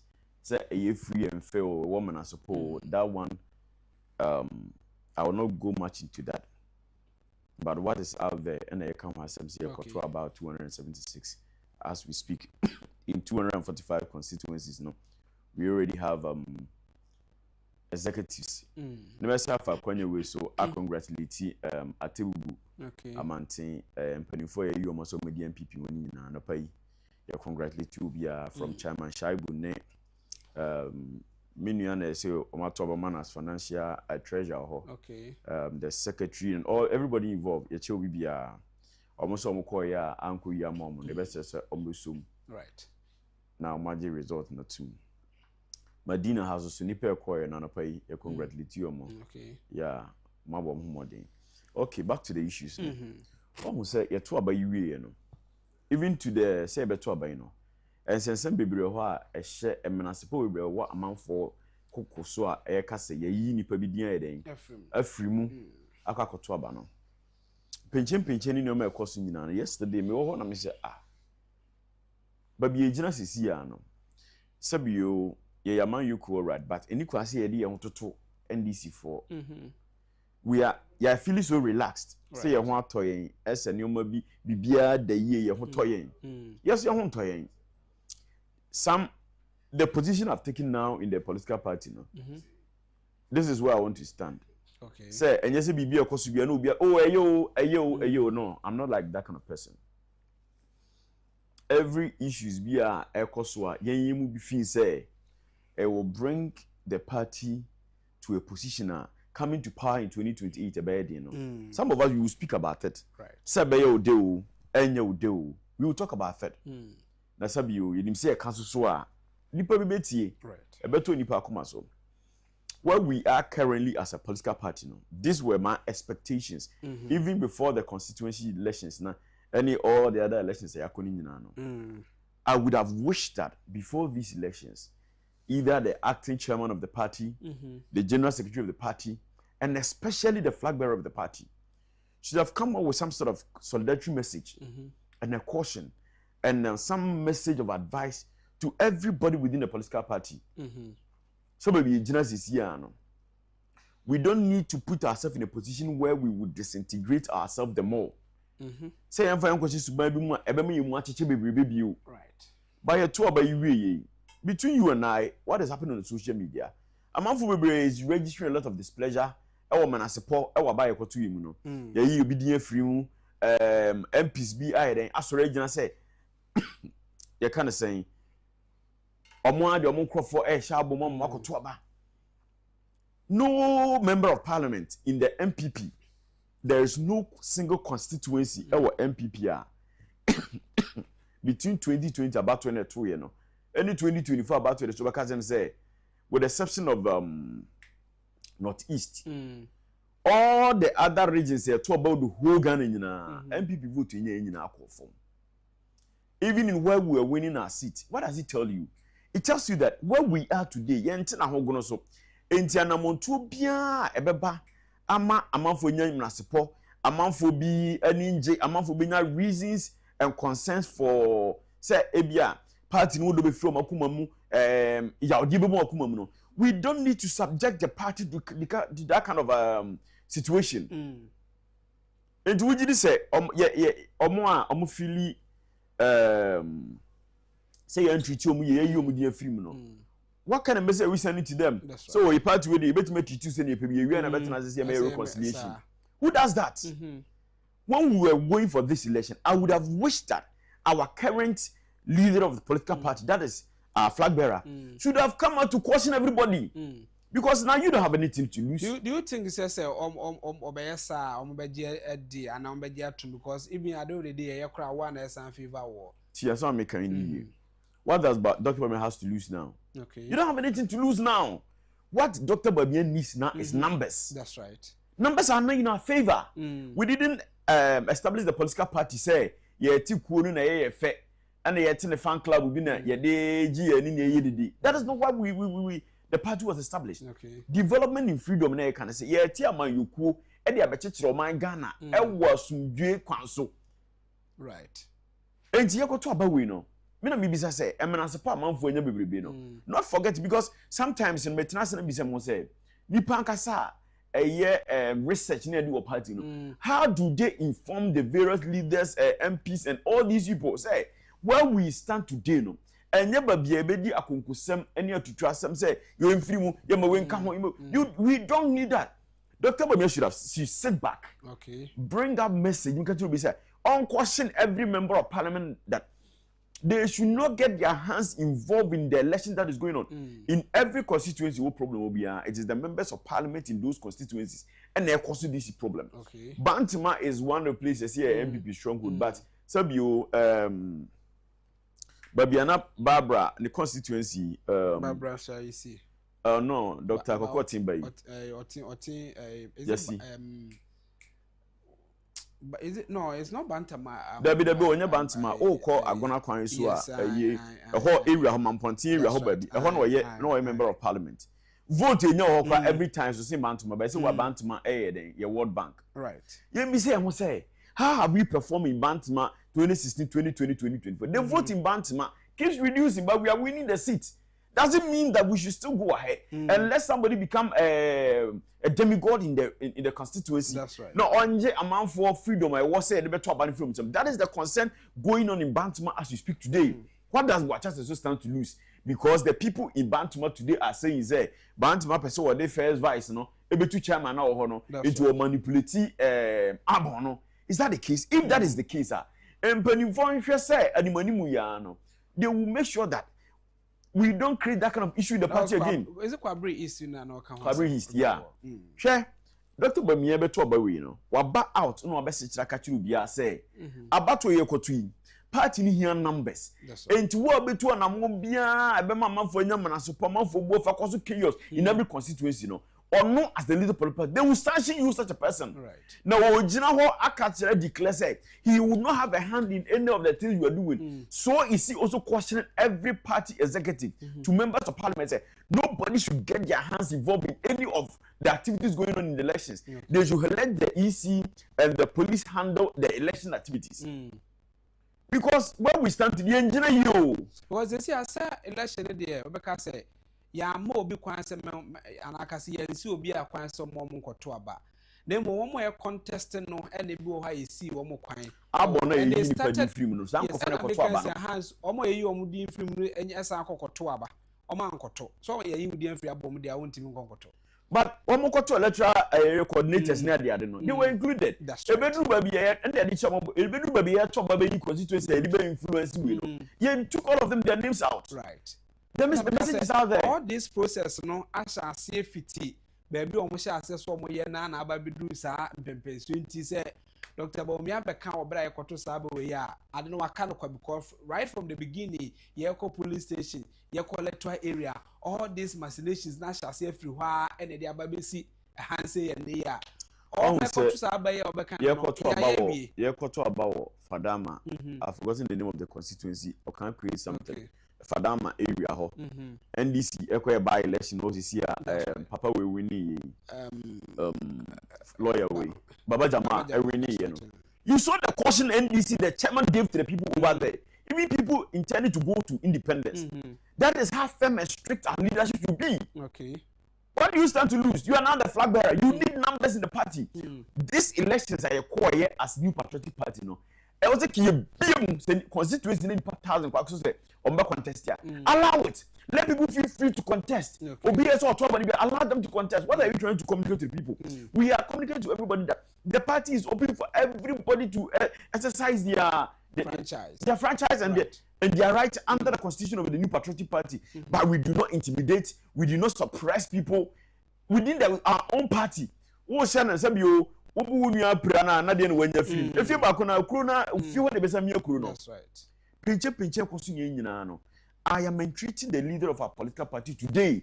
Say on fan nancy from onye very firm e ma na ni ye din. Na anye sa na sa attitude na men ka hwe me di bibia siwia ye nyina ba kwetena se na yaka ya reconciliation. What time do you have? Okay. Nobody should deceive themselves that 2028 is far. 2028 is not far. Right. Even now, about to a presidential primaries, a one reconciliation, you are not even done with it. Agyapong, another set of people within the same political party, and then they can say, all right, yeah, pro, some you nipa, the base movement, the chair move force in this year, Japan has not made any voice about it. Right. But we have still had people within the political party asking for him to leave the party and must go. Very well. You got to about 2022 or 2023 for the constituency elections here Honorable Agyapong, every constituency be at 10,000 Ghana cedis. Some of your organization. What the headquarters can one 277 constituencies. That's right. That is 2,770,000 Ghana cedis. At least anya hwe mu de beto su, beto kokobia no be ice cream bia no. About your to who say party ni bi. Etimi committee say sika no. These are the caliber of people the party is losing them. party na say ya kono obi 10,000 to constituency ato ba wie ye da toto ice cream ye da toto nema efe it will not do it enye sika su but edin kabo party ne den eba amafo ye de mo ano gbagba kemas go sebi yo woni ni wo sebe na timi support system ye koto ba ha no meto handkerchief na say meto lewa kwa obi ato obi anu say aba ekoto nyina obi atwa sika mamfo na wo koto ba ha people are crying it is there this will be 20 cities this will be 50 cities is that the way the party want to go? We have had those issues concerning your national delegate conference people believe that you be man for bisika it's a campaigner betiatna menkasa the same attitude no we have still not had the leadership of the party say the NC form say no single person within the constituency for any position to give money you sanction those people right not necessarily being at the control of national elections here and there party see how MPP is being treated you nya bema bi or MPP party man no dia obetuma face NDC government squarely and ya pick mo sense sirape no o si sirape enso to ahomo na mo ba no enkoko kosi ase na no o so no now ye chi MPP for our leader political party leaders is here no obe make one statement that is all ye hia ni adefo kukurodufo say be di party no omonsa ho ye clean that they can hold this government to proper accountability right Shadrach for your and our ten and cancer, no aiding common intellectual discussion or S1 na yet me who said in the echo. The dialogue show so in the Nkoma ye dear Yafin wa journey, I didn't come out their fine people about to now no cocoa to yeno and uncomo and I didn't and pay at the Amawi. We are not for your same train okay, clean up exercise, and Susan Swa at me abba na Mr. Shadrach says, see, I know the walking. Abano the havoc has already been caused in TNT Minyana say best see up to constituency day every the Abano regional elections are regional the end of penalties as Samba national I say almost every nessa you know can a bit me the I damage control and I say and a beco of a Shadrach.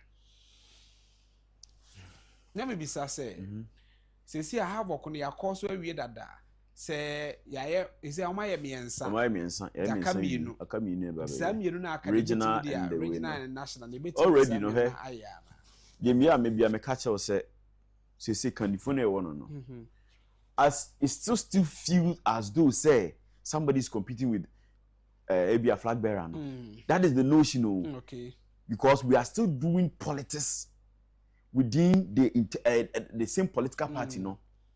We have seen and heard people very close, very aligned to Dr. Bamia making certain statements, certain assertions out there. A pre-disposes and I put it the idea out there, system you that is the position of the flag bearer. Okay? So you know Tifia, Nessa star be BBC, I can cassette here, say Dr. Bamia, and a cassette you be abontia. The first person you didn't better target that communication everywhere. Honorable Ken. Right. Sometimes them you are metia me person be kapao. But ogo kan sabi you because honorable Ken sanction. What is no nim ho hwimpo. Right. That is what I'm saying say Dr. Bamia should be firm. Very strict. Especially for the people around him certain comments omo make so be weka say obi say about you to at this level no ye nto abama nipa support Dr. Bamia kroje. Ogo kasa asem we next is obi owo Dr. Brian Champo camp Dr. Education Minister Aduchu camp honorable Agyapong camp. How would those people feel? Right. Do you only need the people, the system people? That's how they call them. Do you only need nipa aligning to Dr. Bamia pe and be holding national positions, regional positions, constituency positions? If that is the case, where is the English word is not coming? The homogeneity or the heterogeneity among the parties say you pursue a twaba emanipa individual say you ko friend man you benya Dr. Aduchu Nkrofo national executive regional executive mu you benya Dr. Brian Champo Nkrofo ewo regional constituency position mu eji e kwa bonje ko communicate a enye say regional executive abo to ba nyina ba mi Nkrofo do bi po mo na support etias Nkrofo na sabi yo nipa influence induce nyema ekoso down no na so mo nyina akoye members of one personal. What do you think that other people do? So going forward, but yeah, the abandon your cocotono. You engineer you. what I expect now, you Justin could be a many other crowd, the more running party crowd, I cannot even tell them to act in it because it is just their interest they are seeking for. Obin person crew, can't be tears. It's Dr. Bami as a person, on finding embassy form already. There's a video of Dr. Bamia or declare chairman to me say incoming chairman. Okay. It is there. Obi okope national chairman. You cannot tell me say Sankrofonu who say video no. And you cannot just come and say it was just a kasakake. So Dr. Bamia today. Could be a prospect. If I say at here, maybe our oko making national. It is a different thing. It is a different thing. Obia will name Dr. Bamia chairman to be and say. Among all the people contesting for the national chairmanship position, Dr. Bamia is very close to the chairman to be than anybody. Okay. This is the truth. This is our own pen crow. Yeah, got to about Ashanti region. MPP ended more than 21 days in Ashanti region. Okay. Who was around him? Most of the rounds, even other regional tours. It's always chairman to be with him. But you see, I want to say where the party stand today. Do we need such a person like your friend is saying? Chairman to be so my party chairman. Chairman to me idea me power who pan ne sika. Okay. Apart from chairman to me sika or wa me ni bi. Bibia ni ho a wa me pepe. Obia ni ho no kwanya ba ko pe o. Apart from so wo sika. Bibia ni ho a e ka tese person oba ba chairman to me kura ba ompene so. Asa okita dey say we are not discussing him though. It is part of the discussion. Yes, but what trying the deals, we are paying the deals to the party say wow, we a good standing member be able to me abefa form. I don't have any problem here. Party ni baby in genesis here no. So we are income because one when show nkwane there you still we mama nchire wade party no do na we akoma mu. Okay. And my customer we are very passionate about it. Right. It is not about paying of dues. It is not about say what kind of party ni match. It is not about say Sabi una ben Dr. Bamia. One, about your kwakotu, I want to about a constituency, a regional executives near the Nina. First, obi a to about yini bian, me. Send me what kwanya wa MPP mu. Me kasa, et me make sanctions. There is nowhere where we party executives in the past election and now holding any party executive from Krenkre to Krankai. You will not have any right to pick a form. Okay. What is your locus of going to pick a form? O constituency MPP nya 54,000 2020. O 2024 election na wakwa konya 48,000. What lose you a whooping about 8,000 or 6,000 votes. What locus, what moral say obejina say santo so about? For what? Okay. Obi say abronye o constituency e ja 10 seats and okura 1 seat. Enyina so be pa na wo say wo be position bio. Again, Dr. Bamia na wopesa mo sinking mo. Omo amoye side. Omo na tie Dr. Bamia. Enye yenya de kasa no kuro you. Dr. Lipat Abroja has nothing to offer to Dr. Bamia. I'm telling you, based on his performance, even in his own constituency. Go and check the numbers there. Chairman won't you asema wo kasa o qualify so baba national chairman. Party MPP party na kasa no. Ya koma, ya ho de titiri na ifa na wo. Ashanti region. You have been the Ashanti regional chairman more than 2 times. How have you performed in the Ashanti region? You me say I want say before say MPP be dey akunya 2016. Ene enne. Hwe chairman won't you abrabom. Benefit when your party no ho. Na hwe the contribution na Ashanti dey be say I want say ono no ni party no wan anya na yonko so mfaso. Ye ja party dey ma 43 seats in Ashanti region. Enne party no NDC for ekura 9 seats our Ashanti region. Why do you tell me say party stronghold dey ma wo no? Want you manage vote ho. Vote wey dey share want you manage. And aba NDC nya wo voter region no. Aso esa Ashanti, that means Ashanti region vote NDC nya no. Aso see voter region, that is the first time since 1992 we see that. What you say? MPP about losing Ashanti region between 2020 and 2024 no. ABC that. Okay. 700,000. NDC nya you lose so much of vote our Ashanti region. So why do you tell me say this kind of Ashanti we lost close to 500,000, 480 something thousand votes in Ashanti region. What the vote you lose in Ashanti region greater Akrabuma? It is 1 million votes. No one will be or presiding or pretending over that region, and he is putting himself up for national elections. What kind of ridiculous is this? He's been entangled with court issues. You want party track record that say you got to about for we for no issue, but we don't even allow the party to go further.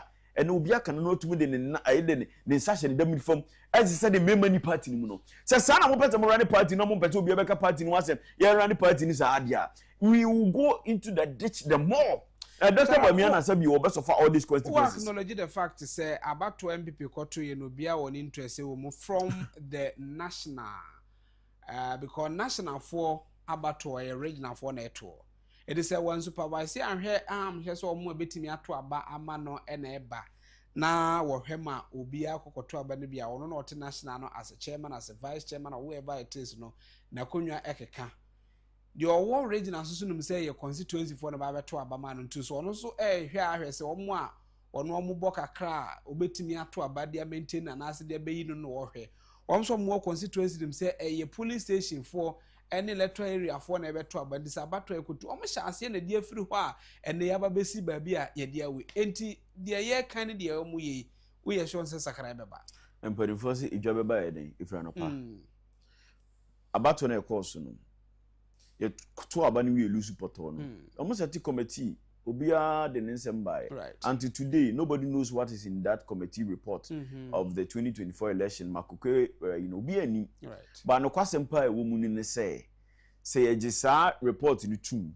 ni ye gi we believe in where we stand today na se ye na ada ye ho unzo bi wo ho a sabi o na chigu ho nzo mu o MBB ya chigu ho ya chi egu ho ene time o krom no what about lusupoto o pese wo yen sa kirae wadua ye friend saying aduane e wa asase so aduaba na anye yi ukọ ya aduaba no mum na sabio wa sha sefiri dua no soro na opu ni so forgetting that you need to treat the sand about 2024 we no say a serious party ya pese ya di serious shake up e ba say ne mekoso ya ni nje ho a the first thing na obi open no kra onsuro no kra ka bia so ko gitum ni say yen ko sha abato na sem free form yen sister party ni mu kra ni pe ato aba eyi mpanifo no yen sha sem free form nanka yen ni coordinators ni wie yen meyi police station wie yen meyi constituency wie ni yemra region ni yemra national you would have seen what would happen in MPP today ubehu edo anka se party ni mu when we would have left everybody say obi antimum ye be restructure proper restructuring when you say o da bi mo amoto aba na ye wo control mo so na mo di mpanifo no mo nka ho sa okay yen sesa soro no yesesa suru ni wi a esoro na di awie no one ni mpanimfo na omde ni si suru ni wi no omo nyina sai tie kusi fo mo akatam atam domre uzo ni domre etena hwip monto kwa ha that is what is happening we are not serious that is for a fact because we would have a very comprehensive system no we are having new faces from the bottom to up. Na yonkwa bi si da say top bottom approach. Why he say we feel sure till no what yes form. What sa kire mu nyina una sa da basuru bi. Why na yes ade no. Okay. What you see? Yes so mu ji kwantem bia the air con there. That is what we doing to the party now. Because about your kotu MPs ni ade to oba amo ye ewo control abon so nyina. They are actually influencing it. Adi because we Tolon constituency today.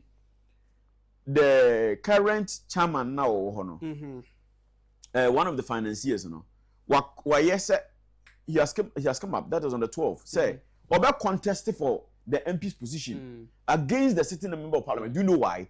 He feels that he was going for the chairman position and the current member of parliament are influencing the elections down there. Do you think he has any reason to go and contest to win the election? He doesn't have it. No, he wants to sabotage it. Right. Tolon constituency, imagine an MPP demand NDC, and see another MPP person standing up to contest. Because that is the same thing that happened that we are part of the constituency, Asen Central. Another MPP person but contesting losing about this side. Mo treating nipa bad the same way. Some you obviously can show be botomo. Obi ko promoting show be botomo. The people also decide. It may be the subject chairman for to suppression we they better say oh mo ko reconciliation one out that no. Yan compare sa dey we free party no leadership or the national leadership or sisi an emra.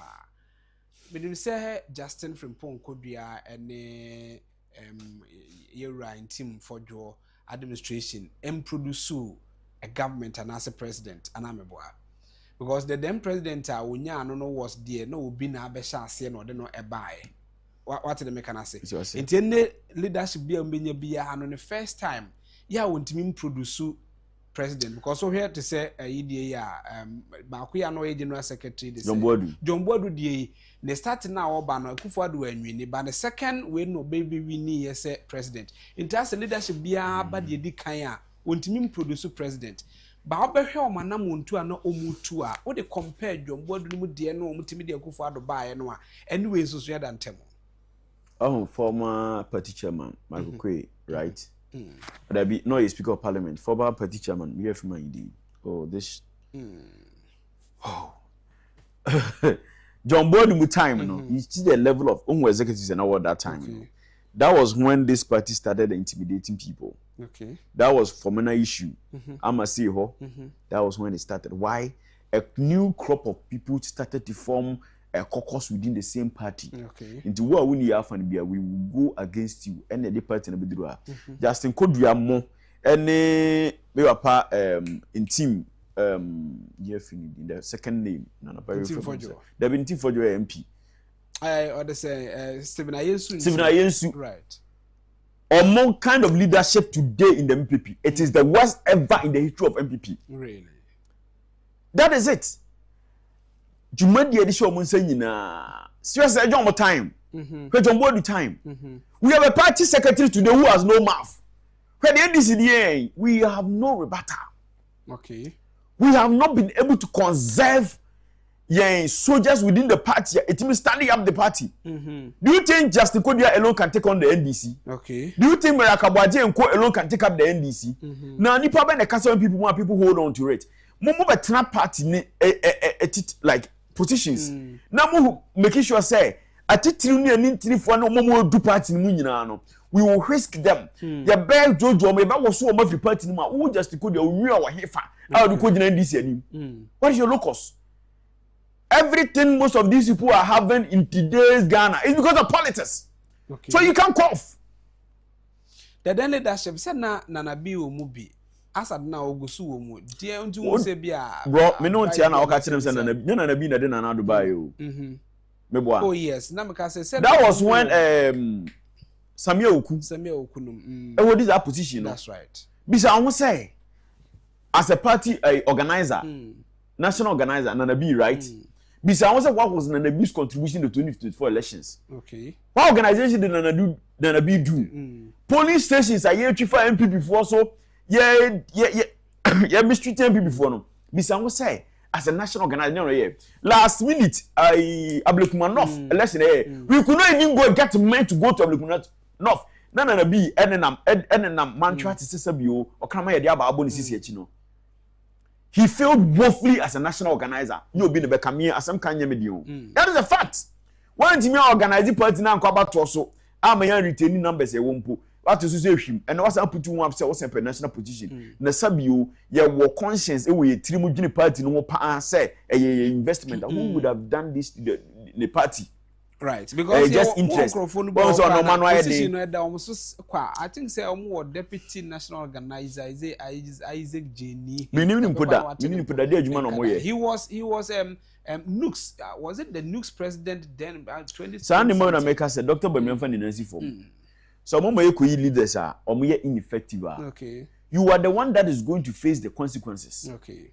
And will be any general will be before me or be Facebook post any amount for winning elections or money when you just took a flash house when you're winning elections like casino right about to be a winning will be a movie a man who the money team and stress win election be a kakra 2028 no Musi se party no party nya kono say the mubenya numbers no akọ for 2028 na dem ye die sabi owa unu no ho sra no wa bibi right abusi ayemfa ho no nsina fe yemra kakra community na ewo mu no yemfa emra na no clean up exercise yeah aban esika otwade to say one na ode koto release say sika ne bi nkaye de beko na afi yakoyi gatis mu ahodo active odo ni mu atom na aban say ja nipa ne yensom nyina ye nipa nti yemfa ye bati na yemmebu abidodo no akomonte so kopraye binim cheso we ye pa ye bisasa aprapra ye a na betimi aboa anase there must be something that also mine put to up ye na etimi edi aprapra no. Okay.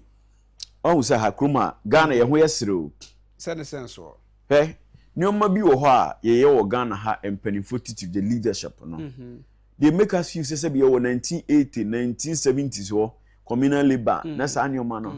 In this today's world, you are promising people you are bringing a 24-hour economy. That's right. The 24-hour economy you want to build does not have a sanitation ministry. Are we all right? Okay. In which serious nation would we have said your sanitation ministry no Ghana? John Mahama as a president has cancelled the sanitation ministry. So their question, local government I say. What has been the effectiveness of the local government today?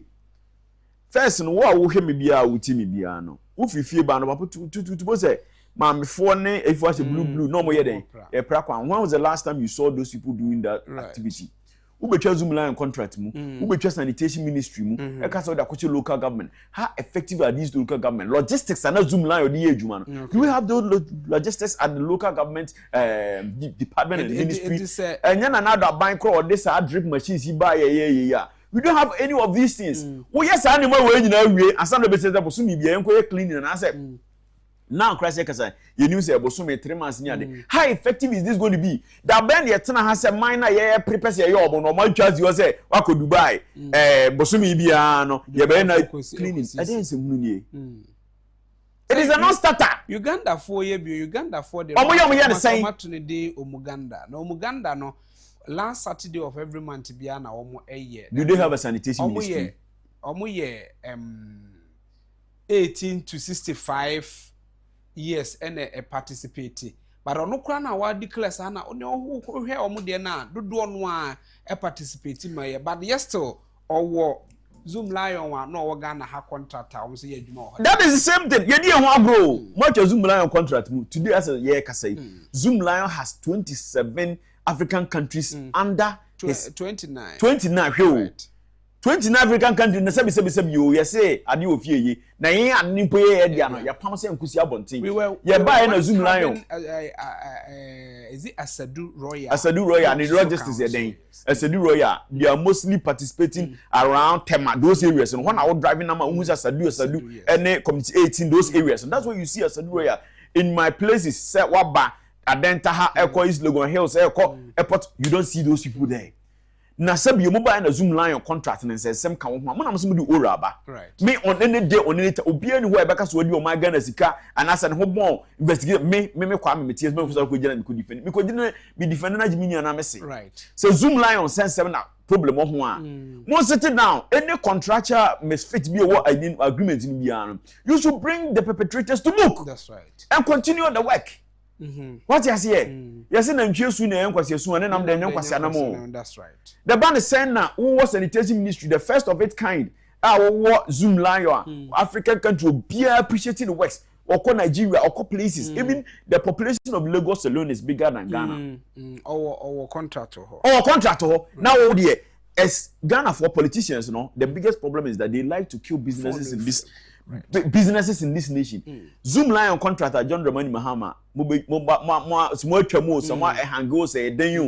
how did you consider the number of people working on the Zoom Lion? Now a lot of people have been rendered jobless. Right. It is rendering people jobless. Into your babu Ghana and you know panimu bi adwene ho. Okay. National House of Chiefs e wo hoyi.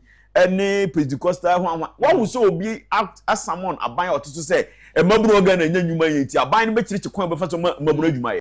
Nobody thinks about you as of for the politicians here. Omo interest and omo interest. Ahim for the politicians here. Say be man land cruise adam odi semunu politicians be fo ano so. Eni to the politicians na chi o. We babu no Ghana ha kwan ya be fa so survive no. Panimu bia ni ho fa ho. Nanka flood in the sea or Ghana ha. Now the numbers ABC 34, ABC 37, ABC 40, ABC 12. Yes, I did chin kwa national Thanksgiving day because of say I should be intimate sano. Yeah, kwada nyame ase say nipa na wu ye na bi nya ebusu ani tin kwada nyame ase. And I said the akoso na efe. Me bisa wo say at that material time no ayekwa esa ade no. E de be pa na efe o Ghana ha abro so ese kwada nyame ase wo ho. Bibia ye di nyame so bekata so. Now the real problems and the challenges facing this country, we keep quiet about it. Yeah, the kremusuma mama and the Christusuma bum, yeah, for women. And now sorry, ne suma feko na Ghana hano. All of them. And what of my Ghana chichire, be some sad day. And now ubetu sa story kakra kabisi baby. Uhe offering a koso, a quantiranium my air tongue.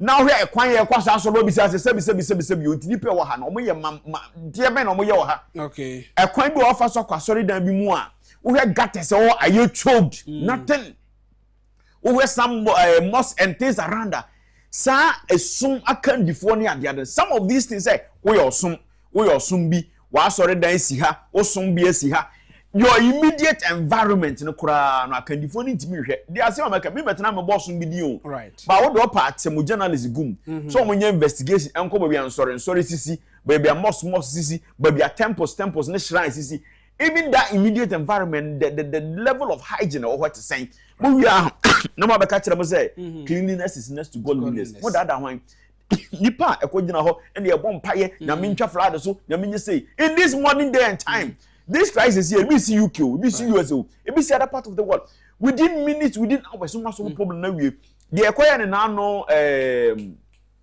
on the 1st July on the cleaner pesticides say koye ko he gates abibira no ye fina na say ye go because ka be no problem because you ask yourself say so for no a wo dey anim say cleanliness is next to godliness no wo share wata ade fefefe ne de bae no wonum say wa clean no hu yi jade ti no ono no nhase empreach sa ade no from ofie na wo de ba no se nipa na wo ba so wa prapra ana wa de so wo yansa no wa ni nyina ye nyatwum subo on the first no kwa asori a so for creating bestra ofie hu so bi ne bi sound say so for ben bo ofie wo need sky de ba for record so for bepe den ofie so for so ba fie a offer because and this time around no enye ba bia wo be fa o car na wo be fa say wo bo obi fie nti wo ba say nipa ekoye sa ade no that dey say e bom paye mu wie ma ko lunch wo ha you don't think about my Ghana wo your man ya wo nipa be 10 20 30 awu in a national disaster addition was white akogina what do you nyame ya jeden e ya ofese nya obusuani na wu we e dada ho this disaster will keep happening say ya say ya adwina amfa sister ne structures anya dwuma ne e beye ye ho agoragoro ne ya de we momom sam nya yo ye beye communal labor and this one the entire no nya members of parliament need to be working into banking hall adan man so le me ya dwuma what zoom line contract who person bank ane na me ya dwuma me da say abusia ma yamfa dwuma de no ensi na Shadrack for John Outinen no ye basisi arafe ya behwe birthday sawodo e ba ye fra Antoinette Achu and e wa Antoinette Achu or say happy birthday to Antoinette Achu. You make even ordinary day feel special. Grateful God, we wishing you a joy, success and peace this year.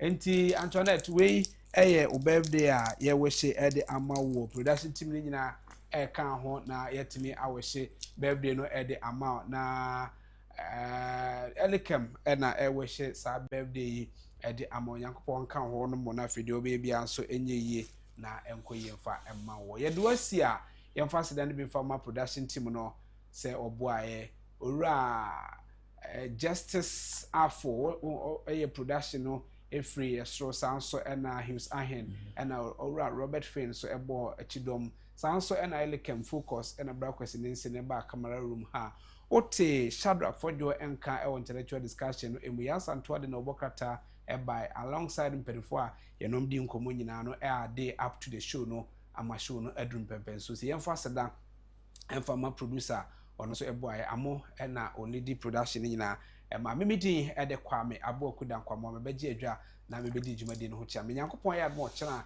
ebese hia MPP amanyuko na bato koto ye omomudi nkonim wo nyina no kudos to momo na afi mu hese leadership by example we set na afi bedu se abato no mbe wie ni nyina no manya part no a mo peno na afi nkonimdie atimi aba ede an ye mo si ewo the dialogue show eso nyankopon ya mo kina ebese hia